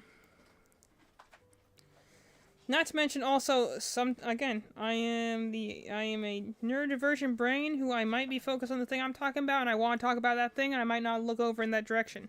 I don't tend to look directly at people, so I might just go and be like on my train of thought, and then I won't think to look over at the chat until I'm finished with my point. 1, 2, 3, 4, 5. So it's not necessarily I'm ignoring or anything like that. I just might not see it. Or I might be just so distracted about what I am actually talking about that I forget to mention. That I forget to be like, oh yes, I remember to answer that question. So, please don't take offense if that should happen. It just means that I just either delay, or I just didn't notice, or I just was too busy being a nerd. Anyway, so I've not seen Infinity Train. No, you're fine. You're fine, man. We just want to be super. That's why I tell the same thing to Evie. I want to do our best to be 100% clear in social cues, because I know, like, when I'm talking to Evie as well, when you're going with someone who doesn't read social cues, you can't leave anything, like, unsaid. I feel like you always feel the best when you're super, super clear about things, and sometimes that can be an uncomfortable conversation, but I think it's important, especially for when you're hanging around autistic people, so then they don't feel uncomfortable and feel like they're missing cues, and you're not upset because you think that they are doing something, but really they're just missing a cue. So you're totally good. We're just trying to make sure that Yeah, that's actually entirely why we're saying this. I truly thought you were just a little annoyed or something. No, that's actually entirely the thing. Is that like, first of all, my voice doesn't change a whole lot. I'm pretty monotonous. The most I do is get louder. That's why. Well, these days we should just well, we'll see them when we get into our Pokemon Black and White Nuzlocke. But I'm like, I just have to like show you the subway bosses, because I'm like, I relate to Ingo a lot in the regards of like, I'm not very expressive. Sometimes I just get louder, but or I'll just speak faster. But like, and it's hard to get across sometimes to people being like, if I go and ask for something, or I go into something in explicit detail, or I'm getting very like explicit with the details, or if I'm sound like I'm explaining something really intensely, I'm not doing it to necessarily demean. I'm usually doing it to find greater understanding. So in the case of us explaining why there might be a delay and say stuff like that, it's not out of annoyance. It's more out of need to over-explain to make sure there's no shadow of a doubt what I mean when I say these words, you know? And it's because Text makes it hard to tell if some comments are meant to be rude or not. That actually brings up a very good point, too. Text, that's why I actually use a lot of emojis in spite of not looking like someone who uses emojis. Because text alone tells you nothing about tone. Absolutely. Tells you nothing about context. I'm a very, dry, sarcastic person. So what I would say normally might sound very bad if I just texted it out without some, like, a winky face or something. Which is fun because my friend who I would carpool with is also autistic, and a lot of times she would say, like, I thought you hated me because of the way you're talking, but she said, because you put these emojis in, I knew that you weren't being, like, she doesn't like when people just type back, okay. But she'd be like, I'm coming to your house in 10 minutes. I would just type back, okay. But then I put, like, 5 smiley faces, because same. She's like, I'm so glad you do that because, you know, as an autistic person, she was like, I just read the okay as you're angry with me. But when you put the smiley faces or whatever, it helps me know that you're not angry.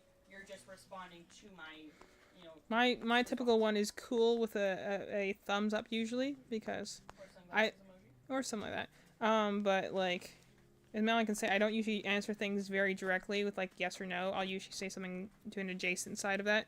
Mm-hmm. So.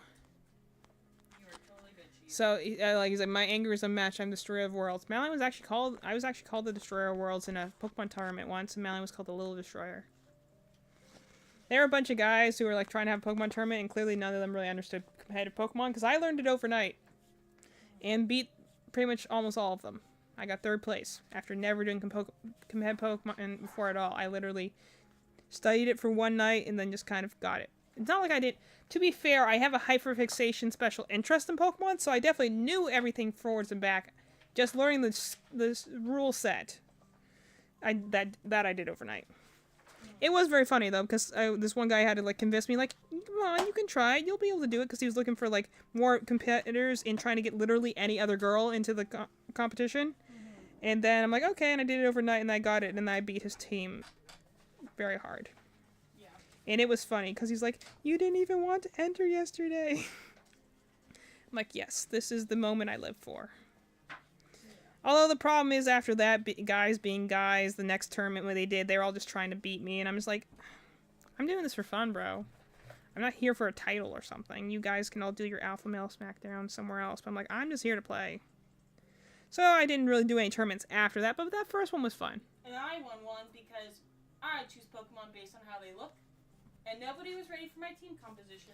Well, that doesn't make any sense competitively. Well, that's actually the thing that kind of I remember reading I watch if anyone's seen like Wolf Glick for competitive Pokemon, if anyone follows competitive Pokemon, he has a channel and he talks about like building competitive teams. And he's like, the bigger thing is actually like, one is knowing the meta and knowing how to counter the meta, but the other thing is like the things that can throw people off is is trying to find the next new hidden Pokemon, because if you find something that no one's seen before, then that immediately becomes a question mark / a fear, because you're like, if you don't know what it is or what it's being used for, it's an unknown variable that you don't know if your team can counter or not.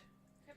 You know, like, so coming in with a group of Pokemon that aren't competitively viable, honestly, can be the most terrifying thing in a competitive tournament, because they're like, I got pretty high up too. Who knows what the heck you're gonna do? Because who brings Noivern in? That's not a very normal Okay, I'm sorry, I'm getting caught up in behind the messages. Okay, so let's see. It bothers me when I get texts that say only K, because it makes me think they're annoyed. I mean, I know, right? That sounds like a D joke. I have one of the rarest cards in the world. I imagine competitive people start sweating and thinking you have a secret strategy. Well, that's honestly the other thing, is that that's the thing he was talking about, is like, a lot of competitive Pokemon is, it is the meta, it is having a good team. The other half of it that makes a skill for a competitive player is knowing how to read a situation and essentially both outread the opponent but also not overthinking it, That's the thing that makes competitive Pokemon a competitive thing. It's like, at the end of the day, the rules are the rules, and a Pokemon will only ever have certain stats, and even when you go down to nature stuff, it comes down to the human player and the mind chess game you're playing between the two of them. predictions, double switches, thinking 3 moves ahead sort of thing. 1, 2, 3, 4, 5, 6. But yes, when Madeline brought in her team, that was exactly what the other players did. They're like, what the heck? Because they all went in with, because they all went in with things that are, just competitively viable. Well, and the thing is that, if you have a team that's, built in a certain way for, a certain, purpose, and they don't know how to counter that, then, it's not just powerful Pokemon. That's why a lot of them lost. It's not just powerful Pokemon. It's knowing how to counter and pivot in a battle. That's why I didn't like the way that they did, their formatting. Is that, the reason I lost out pretty far in the, sorry, I'm not looking at the chat again. So I tend to stare off to the side when I'm talking. Yeah, it is. It's a very rare Lugia. Cool. You know the 2001 card? Oh, nice. The 2001 movie. Again, we couldn't watch Pokemon as kids, but there was a 2001 movie. I remember one time we were in a CC's Pizza. It was just a pizza place, and they had TV turned on, and they had the 2000 movie on one of these TVs, and it was the scene where Lugia fights the legendary birds, and that was the moment I fell in love with Lugia. The moment that cemented it was when Pokemon XD Gale of Darkness came out, and they had Shadow Lugia, and I'm like, this is now my favorite thing of all time. That's where my username Dusk Lugia, which is pretty much my username on all channels I'm on. Everything I have usually has Dusk in it somehow. Is from Shadow Lugia, because Shadow Lugia was taken, so my username is Dusk Lugia. My dad actually uses it for a password on one of his accounts because he thought it was funny. I'm like, well, whatever. I mean, I'm not ashamed of it. 1, 2, 3, 4, 5, 6, 7, 8, 9, or maybe it was just the Lugia part, but something he would say like you call it Dusk Luigi. Dusk Luigi, that was what it is. Yeah, to be fair, I have several GameCube games that easily go for over $400 now because we have GameCube games that we just held on to. They said the card goes for over 400? Yeah. I believe it. We have I have a copy of Fire Emblem Path of Radiance that has the game manual still, and those can easily go for over $400 nowadays. I bought it for $15 used at GameStop because no one knew what Fire Emblem was at the time besides me. So, but I have a copy of Pokemon XD Gale of Darkness that can go for $800 nowadays. It's ridiculous the cost to do vintage things. It's honestly a robbery. Because it's horrible. You have to do that much to enjoy things. Malion's favorite is Ho-Oh. I love Ho-Oh. So he mentions I fell in love with Ho-Oh most because of the I Choose You movie. Yeah. Malion's favorite is Ho-Oh. Was there ever a reason for that, or is it just because it's the opposite to Lugia? Probably because it was the opposite of Lugia when we were kids. When we were kids, the way it did it, because Evie and I are so close, it would always be Evie would get one thing and then I would the other thing, but she got to choose first because she was older. So a lot of times in games, I'd be like, she gets Dialga and I get Palkia and Diamond and Pearl, boo! But now I like Palkia way more that I'm older because I grew to really like it because it's the one I got, So it's it ended up being the ones that I stuck with were the ones I ended up liking anyways. So it might have been realistically at the time because you had Lugia. But I do like Ho-Oh's design. I like the way its feathers are square versus taped like most birds. Oh, I like Ho-Oh. I think Ho-Oh has a very nice design. I'm a big fan. I like the very chunky looks of the earlier generation legendaries. I agree. I'm a big fan. An ex-friend used to have a Nintendo 64 and GameCube games near perfect condition, but he sold them for very cheap because he grew up. And the amount of people who must be hitting themselves over the head right now about who go and I talk to friends and they'll be like, oh yeah, I went and sold my games because I just didn't want them anymore. I'm like, and then, or they'll be like, I sold them so I can get a different new game. I'm like, but they were things that they still used. They were just like, I just didn't care about it anymore. I'm like, I hold on to games because if there's one thing I think more than anything I go back to with nostalgia sometimes, just wanting to be go back and playing it, it's video games. It's like having a book. People don't go and, it's like people hold on to books for forever, and the fact that people are like, oh, I grew up. I'm like, people don't say that about books. Yeah. Or movies. You always want to visit those when you get older and go back and revisit the experience. The fact that people go and do that with video games is just being well, clearly you were never truly a video game lover. Because you didn't really understand the beauty of this medium, and I will get on my soapbox any day and go and proclaim how video games are a truly unique and amazing art form that deserves way more respect. 2 and an increase, okay. I always tell when I'm getting more passionate about stuff because my hands start getting clammy. But, I usually fell in love with Ho because of the movie. It's the only Pokemon movie that made me cry. Is that the one with Marshadow in it? I don't know. I Choose You, I think, is the one with Marshadow in it. Can't remember. It's supposed to be essentially like it's a alternate version of like the first episode or something like that. Oh, nice. We only watched the movie. Yes. Yeah, that's what I thought. We only watched the movies up to the Diamond and Pearl series of them. So you know, whichever one was the last one in that series. I think it was Arceus Jewel Life. But cause after that, just marketing got weird. It got harder to try and find them. Cause we always watch them from like random places on YouTube, as everyone does. And so, but we watched all the ones pretty much before that. They also just were very well written back then. And I'm aware of like all the movies that came after, but like, you know, black and white ones, the Curium ones and the Kalito ones and the Genesec ones, stuff like that. It just like they just seem not to have like whoever was writing the earlier movies like really had a heart, you know, like inside of each movie's like story. The later ones just started getting more and more like the characters felt flatter and flatter, and I felt the thing that like helped the earlier ones was that like even if it centered around Ash, it had very strong supporting characters, and that the supporting characters just got either more ridiculous or just more flat over time. So I just stopped watching the movies. I'm aware of them, but I stopped watching them in general. I Choose You was one that I watched the trailers and I was like, that one looks good. So it's on my things of like I would love to watch it at some point. I don't watch a lot of movies nowadays, but that was one that I definitely did look at and be like, that looks like a return to form. So, okay, well, thanks for hanging out, bro. Good to see you. Come, make sure you follow so you can hang out with us another time. Who's leaving? Your man Willen. Oh, yeah. Have a good night. Yeah, have a good night. See you next time. It's probably getting late. You gotta work tomorrow. Yeah. Well, depending which time zone they're in, you know.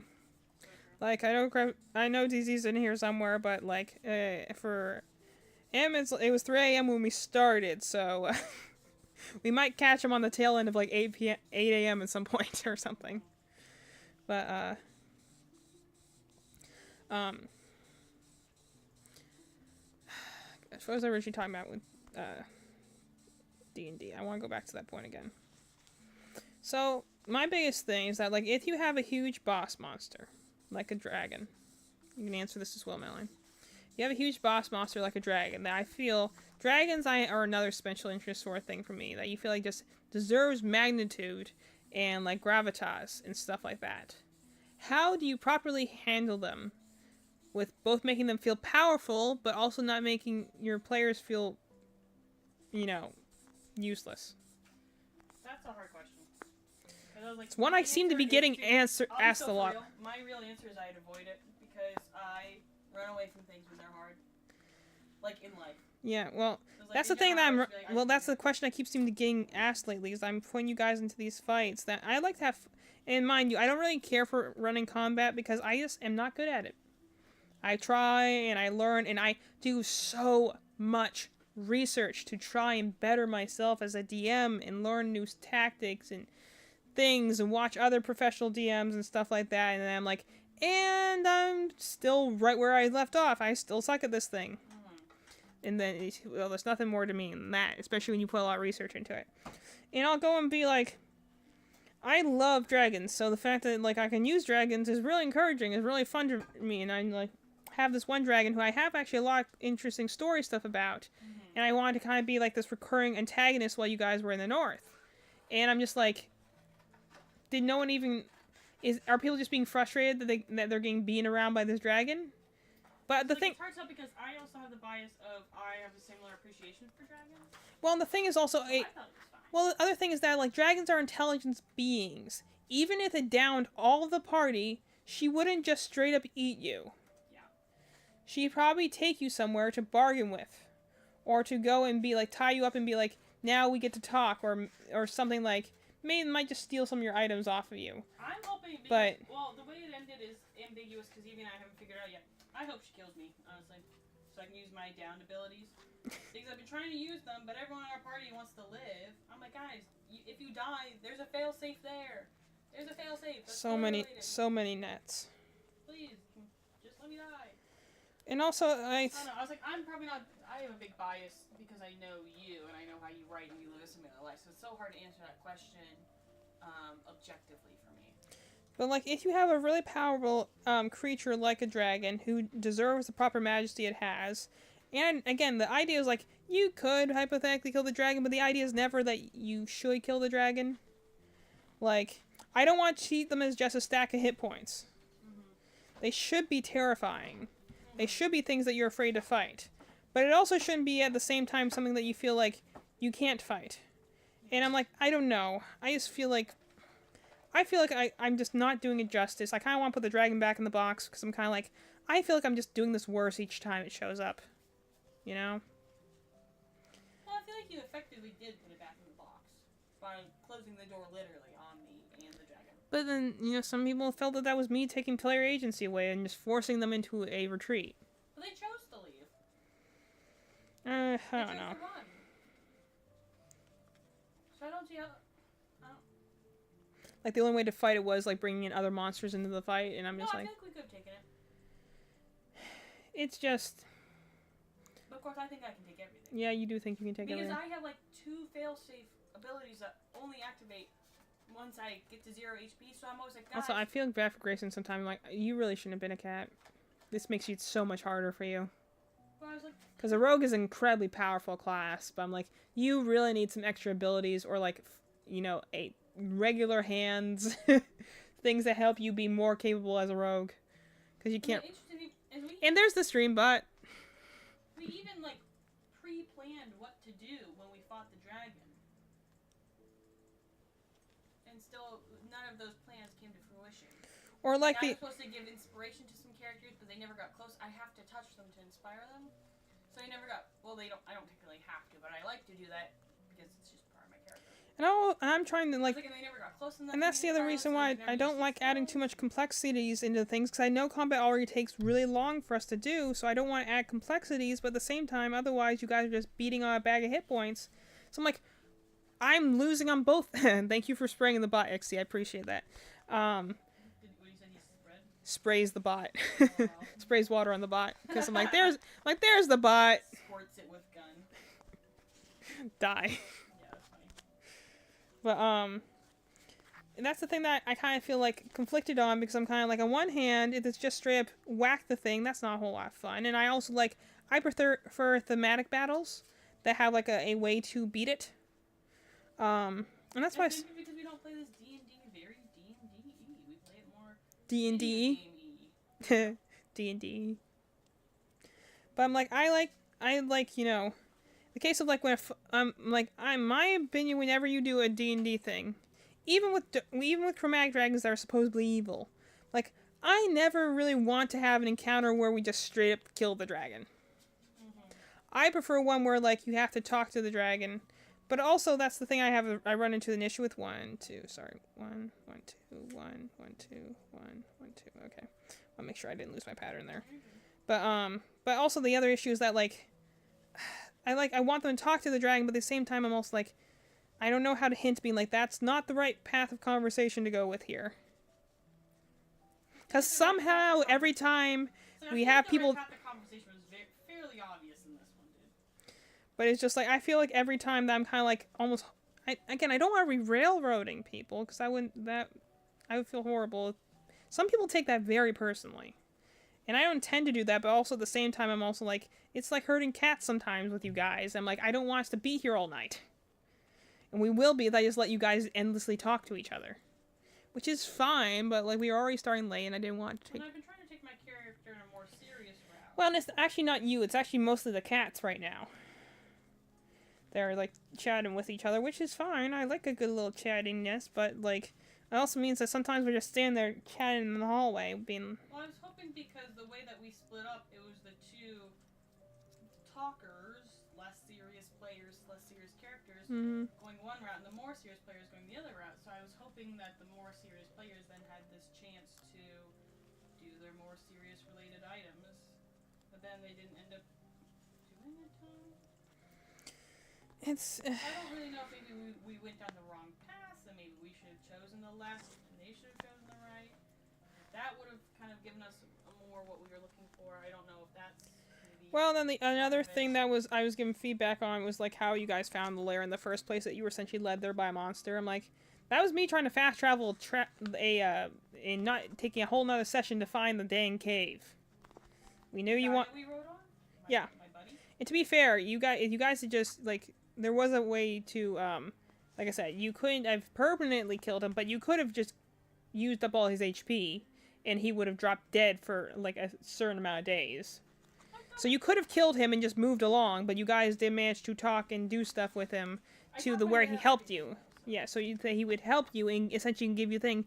He's like, well, we kind of just had to be led there. I'm like, well, do you find walking on horses and through a mountain pass fun? Because I don't know how to make that fun. Well, And maybe that's my failing as a storyteller, but I'm like, I don't know how to make travel fun. I also wonder if it's because specifically it's my character.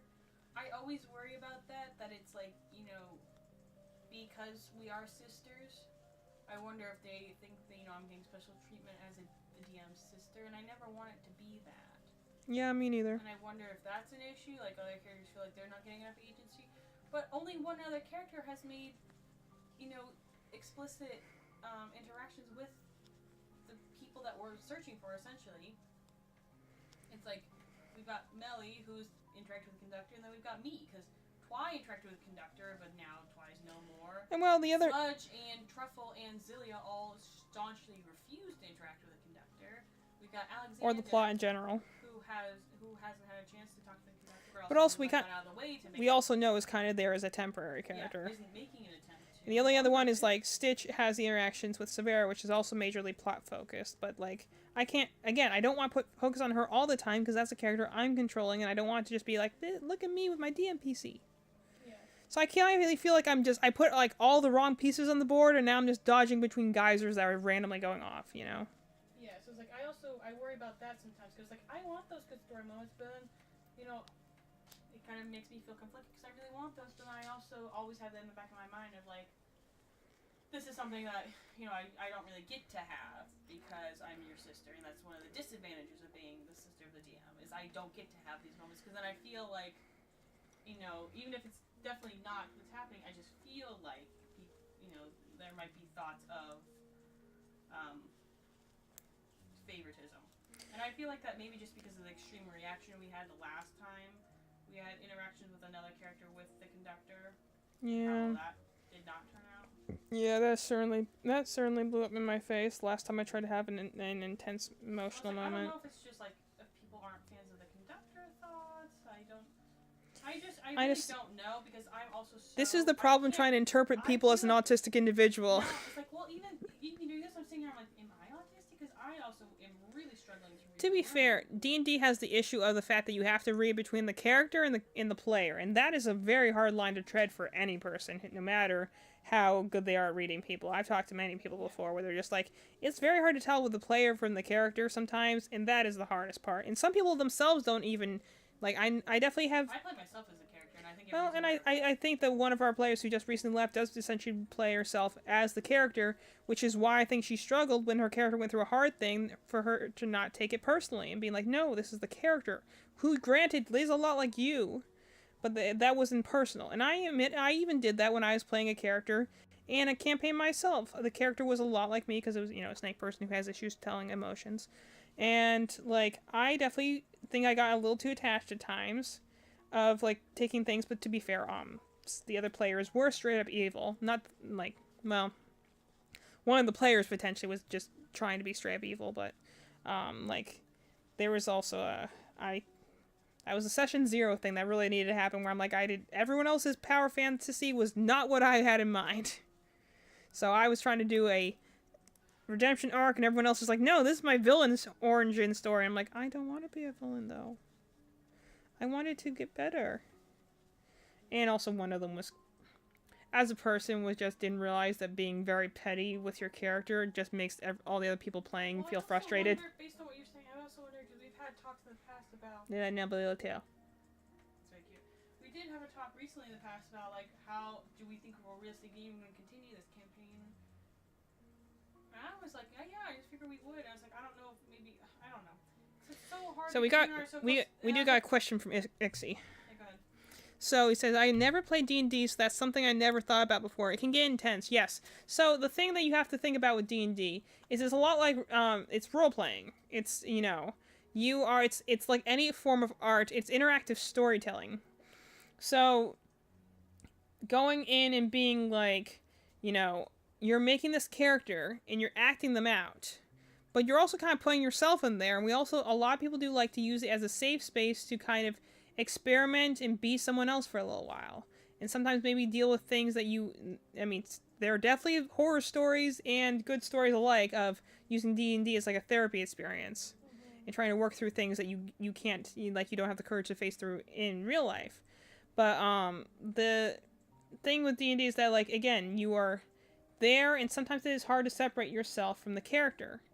And there are definitely some players who do not do that. And sometimes it is a choice, but sometimes it's also a maturity thing. I've definitely played with some younger players before, or I've run things for younger players, and sometimes they just lack the maturity to tell what I do to their characters is not how I feel about them as people. And I did struggle with that in a group I've played with in the past. Several, actually, I've played in with the past, where the person is like, you know, they're not playing it as a character, they're playing it to have the most busted, broken build ever, not realizing that it makes the other players in the party who are just trying to figure the game out feel useless. Because then they, like, I'm just doing this thing because I think it's cool to make a Firebird. And he's like, actually, I have 14 different broken abilities that let me have 4 summons, and also you can't kill me no matter if you hit me with a nuke. And so guess who gets blown up in the nuke? So, it can get intense. But it's also, like, again, the thing that also intrigues me about, though, is that interactive storytelling.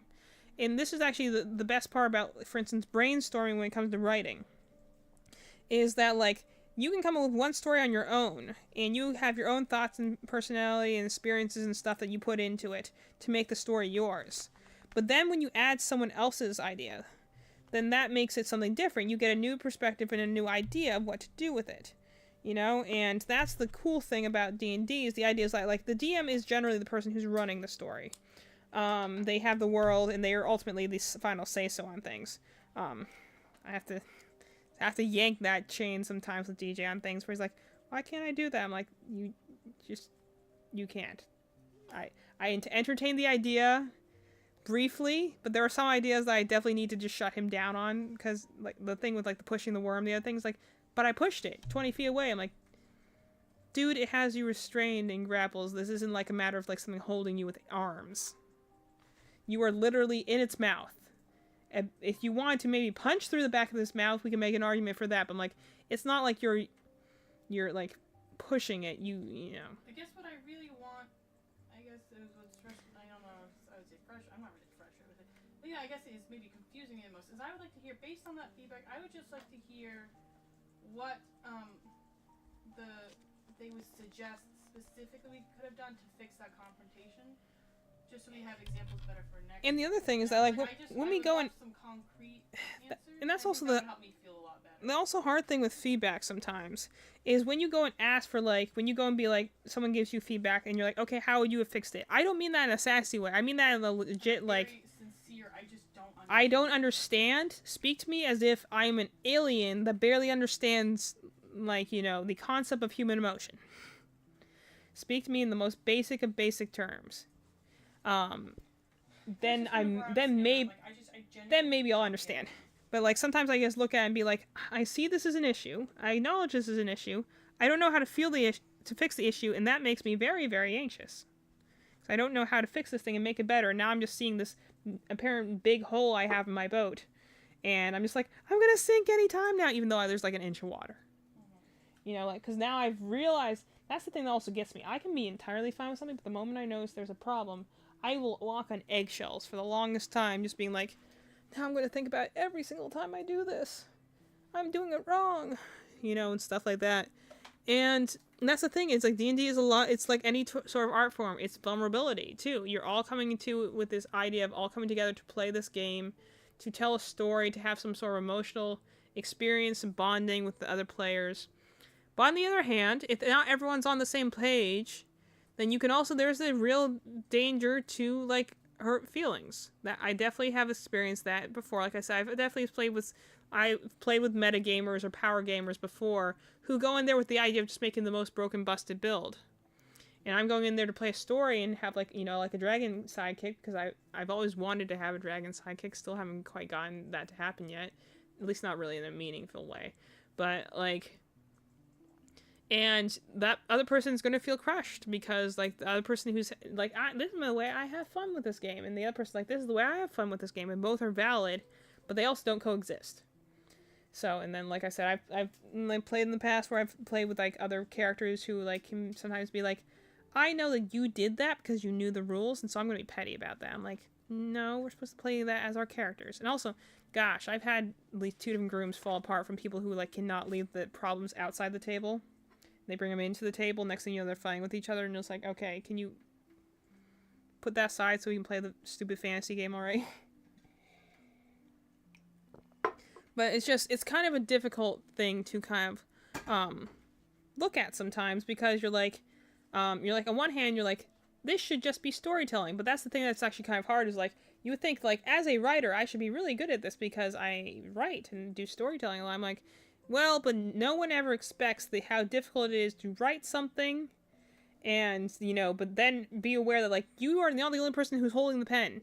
You are all in a car together, and you are in the driver's seat, so you do generally have control of, like, the stick shift, the gas pedal, the brake pedal, the steering wheel, but you also have 5 other kids who are grabbing at the controls at any given time, and so you might go swerving off randomly to the side. You generally have control of it, and you can turn the car off, but you're like, you have to deal with the fact that there's 5 other people also grabbing for the steering wheel and moving the mirrors and stuff like that, and so it's a great feeling sometimes, because there have been numerous times in this campaign where I have an idea, you guys go off somewhere else, and I'm like, that is a way better idea than what I had. But then, there's also times where I'm just like, I wanted this thing to be cool, and I feel like it just fell flat. That's kind of how I felt about the dragon counter, was I'm like, I wanted this to be really cool, I have this really interesting backstory I wrote up for this dragon, and I'm just like, but at the end of the day, is that just for me? Is that just something I enjoy that no one else truly does care about? And I don't mean that in a mean way, but like, I as a DM am making something for the players. So in a not mean way, I sometimes want to go and be like, I just want to go and be like, people, tell me, realistically, are you having fun? I want to know, and I don't mean that in a mean way, but tell me how and why, and if you aren't, tell me why you are not. I don't want to be, like, confrontational and stuff like that, but it literally is what Mally's saying, like, give me more information, because that makes me feel less anxious.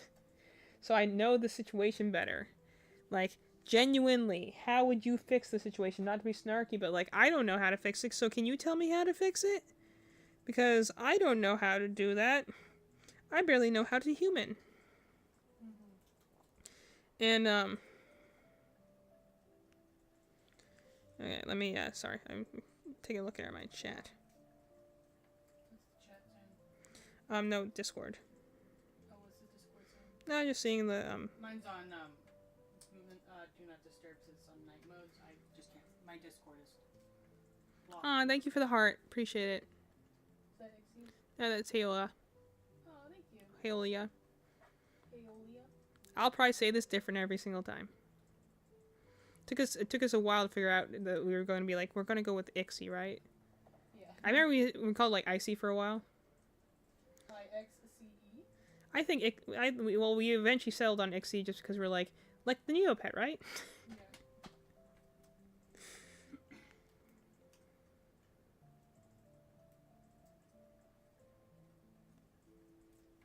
What's it saying on Discord? Well, let me read it first, because how progress is Crochet at. I'll show that in a second. Just bear with me for a second. Take a moment to take a sip of water. I'm reading this so I can process and then continue talking. Is there something I should be reading too? No, I'll give you the points.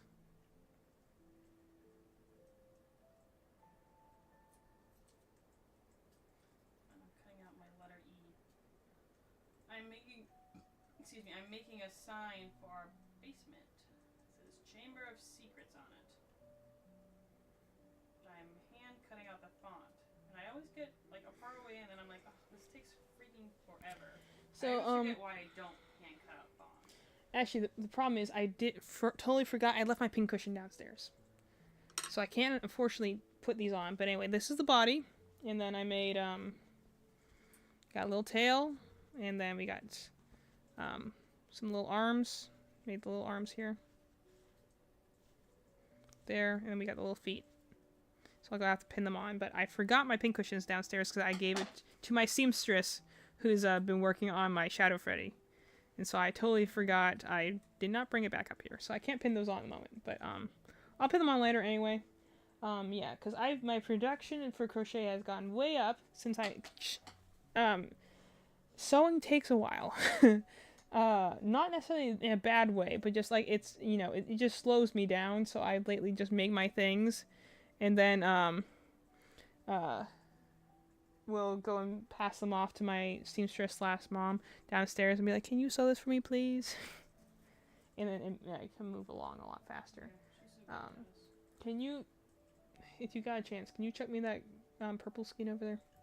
Yeah, give me 1 minute. It's the only one that's not close to me right now, ironically. I don't know if I mentioned the origin of my username. It used to be Ice from Friends, ICE, Ice from Friends. I can't remember what site it was that I tried using it as the username, and it was a minimum of 4 characters. I threw a random X in, and it turned into Ixie. I like my name pronounced as Ixie. Yeah. So there's something on Neopets. Hey, you add X to something, it makes it 10 times cooler. And there was something on Neopets where it's like the name.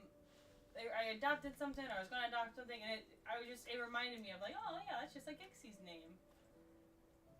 I don't remember what it was exactly, but I was like, oh yeah, that reminds me of that. Because a lot of times, because the names can only be used once, there's a lot of reuse, and like things are spelled super weird. Alright, give me the updates that you said you would tell me.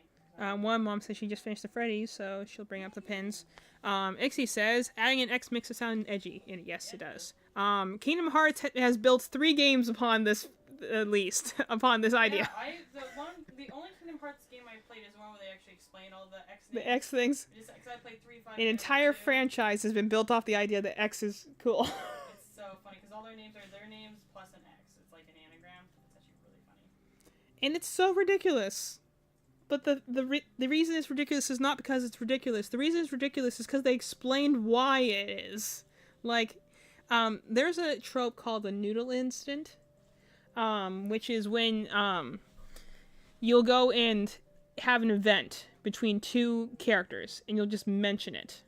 But you'll never insinuate it, just that it was so bad. Dad might know this. This is a Calvin and Hobbes thing. They have a comic strip called the noodle instant. And it's like Calvin's talking to his mom about something. He's talking about it, like something went really bad, and she's just like, and it's like the noodle instant. He's like, we agreed never to bring that up, and that's why it's called that sort of thing. And the implication is like, you could just say like, well, maybe he just made a mess with noodles in the kitchen. But like the fact that we don't even want to mention what the noodle instant is like, well, how horrible was it? What the heck happened with noodles? In Marvel Avengers, this would be like Black Widow and Hawkeye being like, this is just like Prague, right? And he's like, you and me remember Prague very differently. Like, we don't know what mission they had together. We just know there was apparently this big impactful thing that they did. So everyone, round of applause for my seamstress. I'm gonna do some detailing now on this little Freddy, Shadow Freddy. But yeah, it's that purple skin over behind the backpack. There should be a light purple skin over there. This one? Yeah. Was it supposed to have another ear? No. He's busted, so he's only having 1 ear. Thank you, Mom. You're welcome. We need to play the series. I only played 1 and 2, but the story was so confusing I turned off. That's honestly kind of the reason we stopped too. 358 over 2. It's a DS game with Roxas and Shion. That one gave me a ton of context for I've only played that one. It's just funny it came out after. I know a ton of context about the series because that game explains like so much. Apparently, you can just play the third game because they have a bunch of movies that explains it all. Yeah, it's like I super duper recommend just playing like those two games. Or like, which one's the story of Kingdom Hearts explained? The one that has like the little like cartoon drawings. Remember, you know the one I'm talking about? It was like a 3-hour YouTube video, and it has like the little like pencil drawing, like crayon drawings. That one, that's how I know all the stuff, and I thought it was hilarious. Mind you, as a kid, I think everyone tried to do that as a kid, because we also tried to play Kingdom Hearts, like as like, you know, the age of like 10 or like 9 or 10. I did Kingdom Hearts 1, I got up to the Maleficent boss fight, and then I played Kingdom Hearts 2, and I got up to the fight with the one guy with the guitar, with the water guitar in the. I know exactly who you're talking about. Yeah, that guy sucks. I know exactly. We tried so long trying to figure out how to beat that boss, and I wanted to play that game because they had Stitch. Also stopped at Maleficent. Because that game has Stitch in it. I want to use them, and then I'm like, nope. Also, to be fair though, as a kid, you don't know, that's the age of the button mashing. So like, in order to do some things, you realize like, oh, I have to use a dodge roll, and I have to use magic occasionally. You don't know that as a kid. Because then when I went to try and replay the games as I was older, I actually found it much easier to do the things. But then I was just like, I just wasn't as into it anymore, because at that point, Kingdom Hearts had pretty much become a meme. So I wasn't as interested in it anymore. So I was just like, oh, cool, this is nice, but also I'm not as interested. You know? So, never beat Kingdom Hearts. Also, like, I know the story and the basics of it and stuff like that. So I was like, and also, I have so many other confusing JRPGs to be playing. You know, I understand the basics of how Kingdom Hearts works, so I get it, but I don't need to do anything more complicated than that. You know, so it's kind of a funny situation. I think everyone has that kind of experience with Kingdom Hearts. Like, either you got really into it, or you tried to get into it, and then were like, wow, this is intense. You know, our brother was one who was very into it for a while. So the biggest thing I was looking at for like chatting and stuff like that, with D&D is the idea of like whenever you have a big encounter, that you walk away from it with something. You know, like you either find like an item, big item, you find like a bit of lore stuff, or you come away from a cool boss fight. And so the idea that like none of those conditions were fulfilled in the last fight. Like, there wasn't, like, any secret, like, oh, hey, look, cultists have been in here, or, you know, like, there was no, you guys didn't find the horde and have any items that you got, although, to be fair, you can't really get away with a dragon's horde items without it chasing you unless you kill it, so, I mean, you guys were all just way too afraid to touch anything. Well, because I've seen Aladdin. Everyone kept referencing Aladdin while we're fighting a dragon. They're like, I know how this goes, we're gonna touch the one thing, and it's gonna kill us all. I'm like, well, to be fair, yeah, probably not a bad idea. Okay. It's funny because I didn't think you could guide Grayson and I because we refused to simply do anything that you were like, oh, there's this really interesting thing, and we're like, dang, that's crazy. Anyways, we are going to avoid everything. We will refuse to touch anything. I'm like, all right. I was like, that's actually something where I think we took away a lot of your age. No, it was honestly fine. I was like, if you guys didn't want to do it, I was like, fine. It's just kind of a little ha-ha thing for me. Because the biggest thing about that place is that I'm like, you guys found it. Was, you know, essentially why is this dragon attacking and doing stuff, and there was a little more you would have learned if you combated her, but, like, you know. Well, that's the thing, though. Like, if you got her, like, into, like, an actual, like, intense combat where, like, both of you were bloodied and stuff like that, so maybe you'll learn something about it. She's starting to get bloody, I think. You guys hit her once. I hit her at least once, didn't I? Yes. But, the whole thing was that, like, you know, there's no huge takeaway, but then, you know, like, maybe, again, I thought the payoff was big enough to be like, okay, there's a whole history about this, like, I put the fact that, like, you know, she's wearing armor that looks like it was originally in the name of Bahamut, but it's been scratched out. Isn't that confusing for a chromatic dragon who should be following Tiamat? You know, I thought that these were, like... See, I don't get that because I don't know anything about But like, you know, when you're talking about like, oh, where's the lore stuff? Like, I thought that was I thought that was a pretty big thing. I completely missed that because one thing I'm not gonna do is read a book. Well, but it's just like one of those things where I'm just like, It's like I'm not gonna study like, because the difference is I also know we have so many hardcore gamers that I'm not gonna study. sometimes I want to just. I wanna study my So sometimes I'm feeling like this is a big cool plot twist and people are going to really get it. It's going to be cool. And then sometimes it either just goes over their heads. They're like, oh, is that it? I'm like, oh, well, I thought it was big and important. 100% goes over my head, dude. It's not just you though. I bought the whole collection for PS4, but I'm scared to play it. Scared of hey, feel you on that. I definitely have more than a few JRPG series that I'm like, I bought out several of the entries, but I'm also, you know what's for me? The Trails series. The Trails into, Trails is a Cold Steel, namely, but, like, the Trails series in general is a huge, massive story. Like, one big, ongoing story. And it's great. It's awesome. You know, I've heard great things about it, but I'm also kind of scared because they're like, yeah, these guys are slow burns. But they're amazing once you get into them. I'm just kind of, like, a little afraid of being like, how many years could I lose to this series?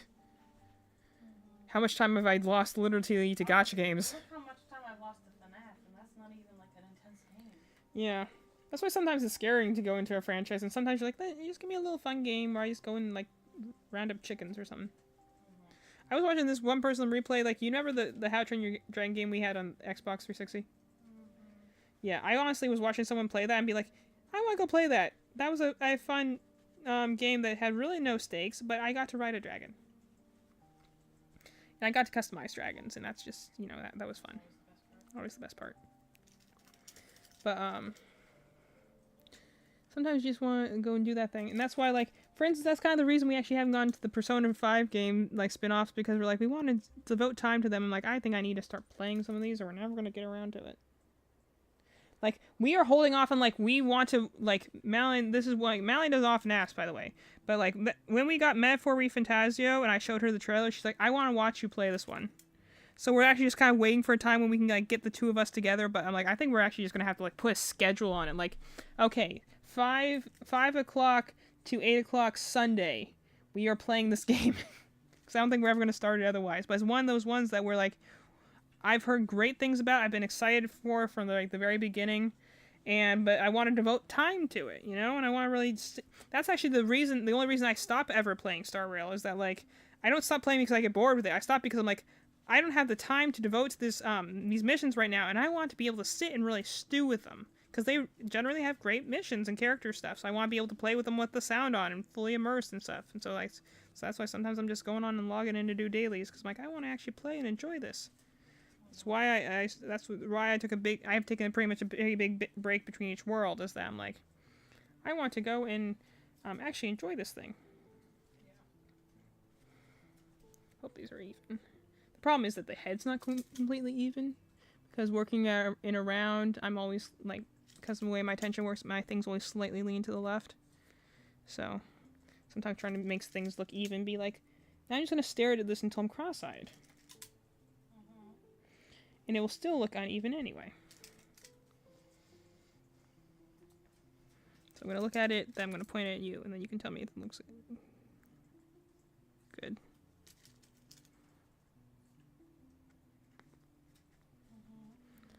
Alright. Nubby arms. It's gonna be a cutie when it's done. Mayan K 2022.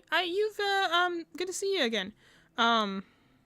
Okay, sorry, Ixie. I just noticed that you said goodbye, and I didn't get a chance to say goodbye. But goodbye. I'll send it to you in the Discord. Hey, you stopped in before, I think. I remember your username because I've never think of the names. But I remember you stopping in before. How are you doing? This evening.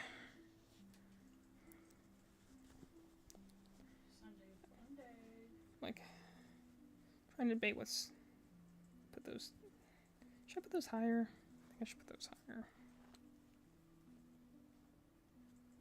I was kind of like looking at it and being like, I think this was meant to be slightly different. So I'm kind of adapting. I'm making a tiny dinosaur and ranting about D&D. Because the idea is, like, sometimes, and that's the things that sometimes I'm not always sure about. I'm like, what is the proper payoff for something? Like, that's also the kind of problem of my storytelling style, because I tend to leave things very vague. half the time and like build a story as I go. Sometimes I think people just have way bigger expectations for what the payoff is than what it actually is. So I feel like Scott Cawthon with the box being like, I have an answer in the box, but I don't think it's what's going to satisfy you guys, you know? Mm-hmm. Like, I fear about that all the time when it comes to the conductors, being like, I don't know the actual payoff and build off and secret I'm going to have behind them. You guys might be, I'll just be like, oh, like, not disappointed, but I was honestly kind of hoping for more than that. And I'm be like, sorry. You know, I fear that, honestly. 1, 2, 3, 4, 5, 6, 7, 8, 9, 10, 11, 12, 13, 14, 15, 16, 17, 18.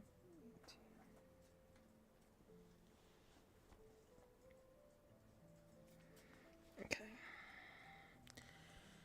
But, you know, you're kind of like, I definitely have that again, just feeling kind of like very much like Scott Cawthon, where I'm just like, I know what's in the box, and I always planned for this to be in the box, but now I'm afraid that you're not going to be pleased with what's in the box, you know? Mm-hmm. So I'm kind of like standing there being this, kind of standing next to my thing, being like, I hope you guys will like this when we actually get to it. Like, I am scared about that admittedly. Like, when you guys get to the monastery and actually figure out what's going on, what the whole deal is, Mm-hmm. I'm like kind of afraid being like, what if this doesn't have enough, have the right amount of payoff? What if they think this is lame, or like it's not obvious, or like it was too obvious, or you know, like I'm just, you know, Yeah, I get what you're saying. like I'm like I've been building up to. That's why I felt bad kind of about the dragon fight, where I'm like I feel like I've been building up to this. That I was just like, I feel like there wasn't a good enough payoff, you know, for what it was built up to be. And also, that's the thing is like, you know, it's like you could have found something hiding in the dragon's lair. I'm like, well, there wasn't really anything to hide in there. You guys found the thing. That was a secret about her. And there's some confusions and curiosities, but it wasn't like. Difficulty is for me is I can only explore so much because I'm an intensely visual person. Yeah, that's why I wish I. struggle with audio formats, but I do my best because I know D&D is a primarily audio format. So it's like it's hard for me when we are strictly online. Mm-hmm. That's why I really just don't like online. I can kind of like goof some visual in there, and that kind of helps me see what we're doing. But when we don't have any visual, I really struggle. Yeah, and that's why. I feel bad for not exploring your environment, but I didn't have a good idea of where. I just feel like I don't describe them very well. I'm just like, there's ice, and more ice, and some ruins, and some gold, and more ice. And I'm like, oh, gosh, I'm using the same word like 15 times. Yeah. It's boring just when you see a bunch of ice, you know? So I also feel that way, just because I'm like, this is like the most boring way to describe this.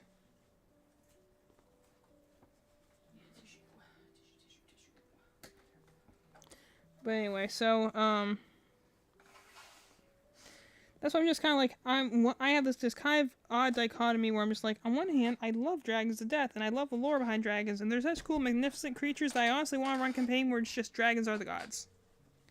And, like, running into them is like being a celestial being, you know? Like, that's kind of how I run dragons in my campaigns, and I think sometimes I need to get that across, is that's just, you know, kind of a session 0 thing. Like, when I run dragons, expect me to do them this way, you know? But,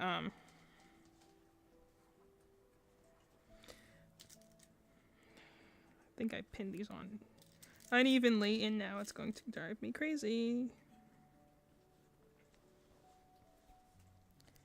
These look uneven. I'm eating these Parmesan crisps and they're good, but they make my tummy hurt so bad. Bring the left one up a tiny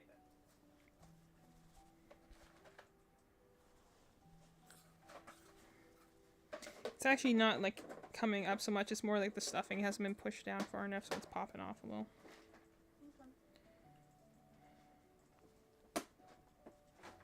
Just trying to get these pinned on here, and then what time is it? Might call it there since we're almost at 11 o'clock, and we definitely need to be not up as late as we were So we before. have to work tomorrow. I've been dreading it all weekend. Just dread.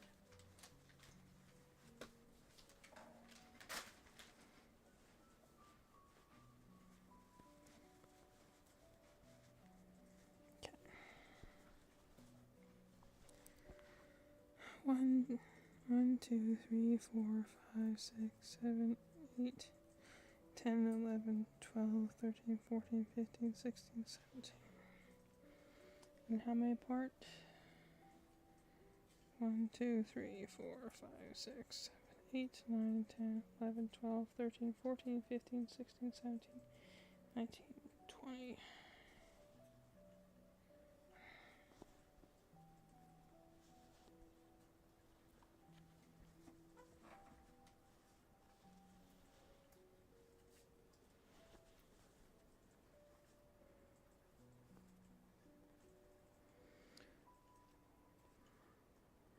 Hey, what's up?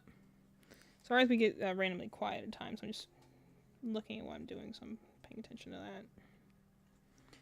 That is the part of the crocheting stream, is the actual, like, making of the crochet.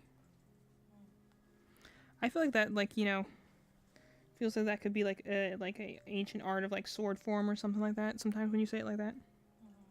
I trained in the art of the crochet. It's where we take these hooks and we go and use it to create life. That'd be a funny D&D class, I think. You're like a knitter, and you're just like, and now you're facing my creations. I should make a character based off of that. Like a creation bar or something, and they just make knitted, like, little stuffies, and then they throw them out, and they're like, now they fight for you. That'd be funny. Okay, let me get these little arms on. 11. 1, 2. 1, 2, 3, 4, 5, 6, 7, 8, 9, 10, 11. Let's put them right there.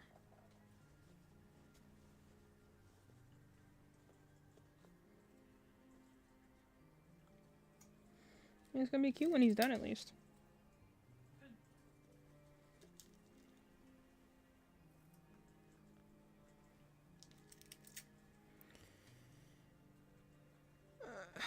Anyway, so trains are a funny sort of thing to do because they're kind of like so iconic to D&D that they kind of have their own lore to go with them, that you're kind of like feeling like, hey, I need to do this right because they're so big that, like, if you do them wrong, everyone's gonna know. Sort of vibes. So I kind of feel like, one hand, very excited to use them, and I have so many books on D&D and Dragons, and I'm excited to use all of them, and, you know, I study so much about it to really get, like, some really good stuff with dragons, but I'm just kind of like, on the same time, so I'm like, I hope I actually, like, don't make them, like, again, too hard of a fight, or something that people are not going to be satisfied in trying to fight. Because that's the thing, like, you know, it's better when one wants to do this for the sake of fighting the thing, then I'm like, well, then, obviously, if I'm doing it, this whole mystical god thing, then that's probably not going to be as interesting to some people. Let's see, 1, 2, 3, 4, 5, 6, 7, 8, 9, 10, 11.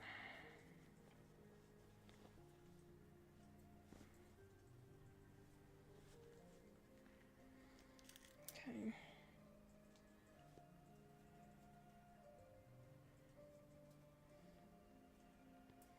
I also don't know half the time if I'm even pinning these on correctly or not, because I'm like, so much of crochet has been like, this is the part I learned how to do tutorials, been like, all the stuff are less like, and now sew the thing on. I'm like, do you want to tell me how to do that? You know, they just like, now attach it to the thing, and I'm just like, is there any pointers on that one? No? Okay, I guess I'll just figure it out. Thankfully this isn't something that requires, like, precision or anything.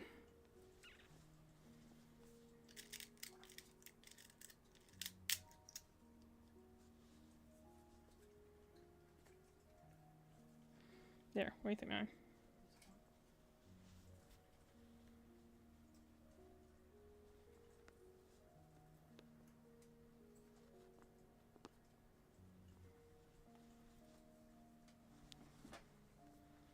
Very cute. Love his little nubby arms. So he'll need to be sewn, but little baby dinosaur. This is a pattern called, it's a Godzilla pattern actually done by Ohana Crafts, who's a crochet, like, person lady. She does some cool stuff, and I really like her patterns, and I'm on her Patreon, and she has this, she had her, for her December pattern, she had Godzilla, and I was like, Something that I was really like. I saw her do a TikTok once of her like Godzilla pattern. I'm like, that's so cute. I definitely want to do that. So that's why I joined it. But it was definitely, but it was like it was pretty cool. Doing it the first time. It came out very nubby. This time I'm using a 5-weight yarn. It's surprising how much smaller it makes it with the 5-weight yarn versus the 6-weight yarn. Like the other one I had was like twice this size. I thought you were making it smaller on purpose. Nope, just used a smaller yarn and a smaller hook size because I was using a smaller yarn. But no, and it worked up that big, and he now beat a little baby boy. And I got my little Shadow Freddy here. I'll have to do the detailing on. I don't know if I'm going to do that tonight, though. Let me see how much I need to do. So I need to see what exactly I do with a Shadow Freddy. Where's my picture of the last one I took? Let's see. Yeah, if you go to my Desk Crochet, you'll see what my Godzilla looks like. I took pictures of him and put him up there. There's Lefty. There's Springtrap. There's Shadow Freddy. Okay, so I need some red. My little bundle of blue. I think I threw down here. I need my hook. So now I'm doing just some, because the, crocheting stuff and then I have to sew it on, but now I'm doing a little bit of, not quite sewing detail. It's, technically I'm using what they call lark head knots. It's a little bit complicated, but essentially you just work the yarn through and then pull it through a loop. I think it's supposed to be like based on like some sort of sailor knot. Most things are. Isn't it funny how like most of the, like famous knots are like from from ships or from the military? Because that's how people learned them.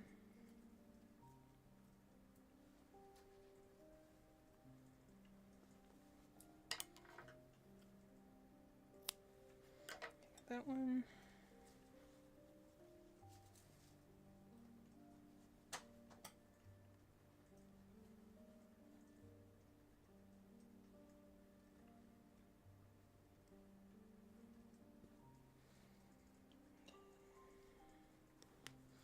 I'm going to go with my smaller hook for this.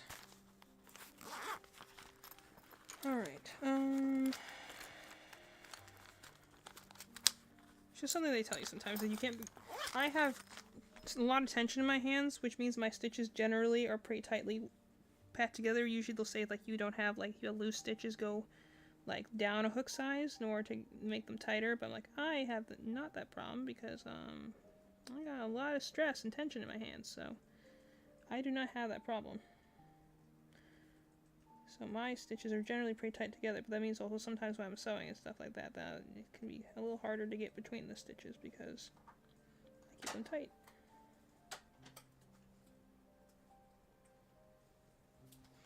Okay, got one.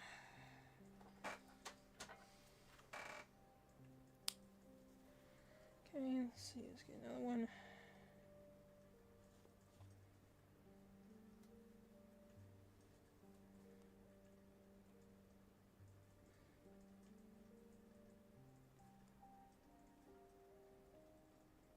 So, I'm doing right now, the character I'm doing is Shadow Freddy. Any FNAF fans in the chat at the moment who are aware of, like, Freddy Fazbear. It's what we call him. Freddy Fazbear. I mean, if you're on the internet and you don't know what FNAF is, I applaud you, first of all, and I want to know how you did it, but, most people know what FNAF is, but I'm curious if we have anyone who's like... Not knowing Minecraft is, Yeah, it's like, I'm curious if we have anyone here who knows what, FNAF is, like, in terms of, like, do you know of Shadow Freddy? Not everyone necessarily knows of Shadow Freddy. Because he's technically a Easter egg character. Wasn't he actually, like, a hack or something like that? Or, like, something that, like, wasn't meant to appear and just kind of, It's like the other one. It's just a random, like, 1 in 1 million, whatever like that.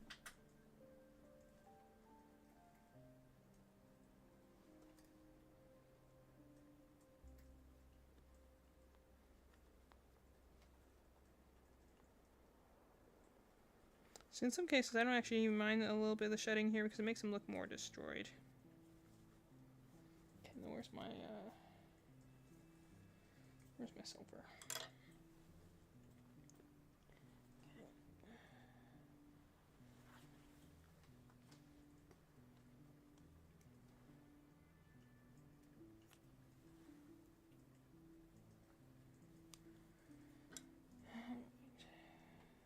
Do some here. Put his nose on and he'll be all ready to go, I think. Nice. We'll have one more thing to sell. This is perfect. This one trying to continue the pace I had in like early December and late November is like I was trying to work on things at a very casual pace, and then we had to work on things like at a breakneck pace at the end of December, which honestly, good thing we did because we needed all that stuff. Yeah, it was Now I'm good. trying to go back to working at like a reasonable pace for this one in February. Yeah. And also, like, I'm just gonna try not to stress too much about, like, getting a bunch of stuff, you know? Mm-hmm. I think I burnt out all my stress potential in the January one. Girl, I'm burned on all my stress potential like October. Well, I mean, for that particular con. No, I feel way better after, now that the con's over. I agree. Okay, now I just need to get my black, and this guy will be almost done. And then we'll close out on that. Yep, I'm gonna glue this on and I'm also gonna be done because I'm really tired now. Yeah. It hits you around a certain point, you know? Yup. This. Also, I can tell when my shoulder starts to hurt that usually is the time for me to go big. So I hold all my tension in my left shoulder. Yeah. Where's the end of this string? Where's the end of my rope?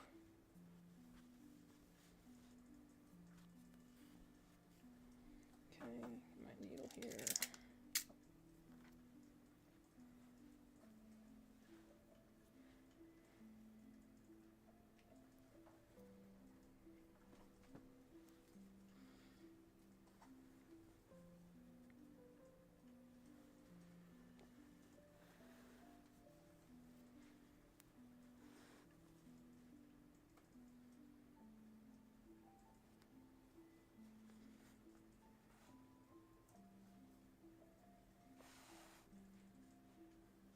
I also never really learned a whole lot about sewing. So, like, I kind of just watched a tutorial once and I was like, yeah, I think I figured it out. And then I'll do it completely wrong and be like, well, better luck next time. How could this have happened? Well, I'll be like, oh, I get how to draw, like, jagged shapes and do, like, a little crisscross mouth, and doesn't that look so great? And then I'll look at the other end of it and like, and it only looks good for about half of it, so clearly I don't quite have all of it down. I'm like, it looked great, and then it'll suddenly not look great anymore. I'll be like, I don't know even where that went wrong. Like, at least sometimes you're like, well, okay, I get it. I misjudged the distance or something, but like, sometimes you look at it and be like, I don't even know where I failed. I just know that looks wrong now.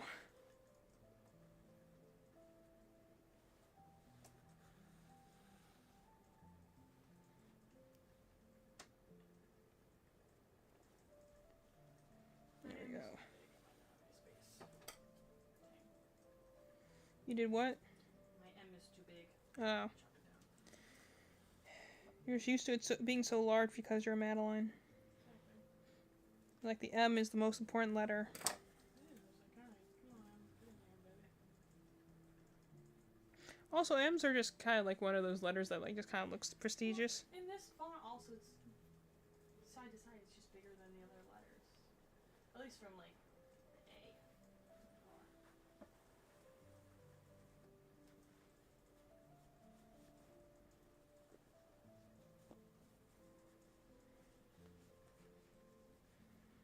I think, should I give him the eyebrows or not?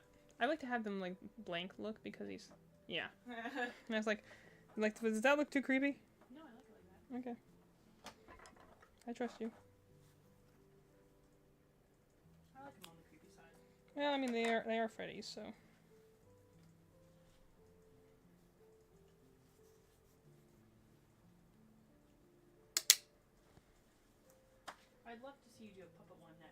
It's just a Freddy with no details. But it's, you know, I would want it, if I made it, I would want it to actually look like the puppet, though. I don't have any room for my R. Ugh. Such a pain. And technically, I kind of did a puppet because I did Lefty.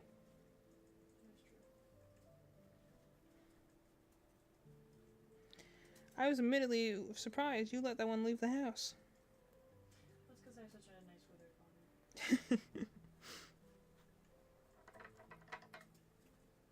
And because I have such a nice YouTube puppet.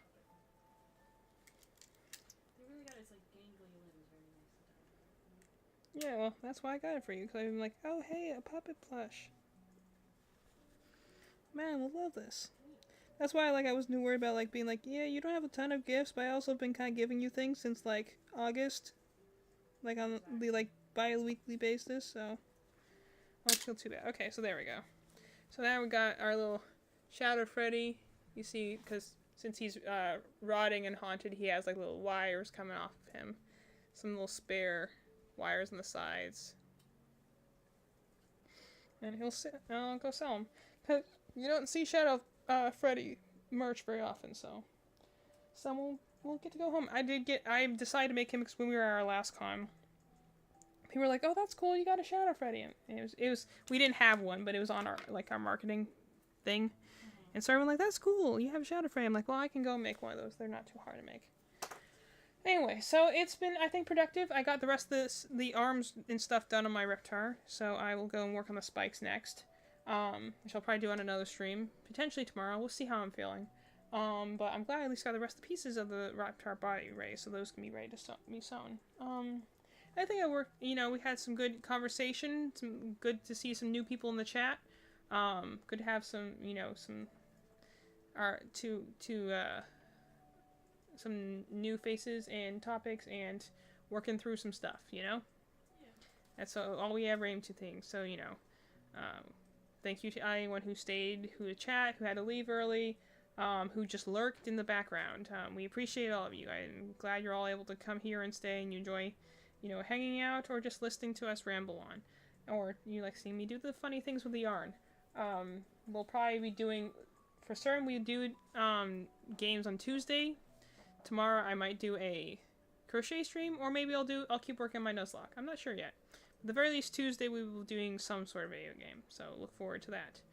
And I'll bid all of you a good night, good morning, whatever you're at.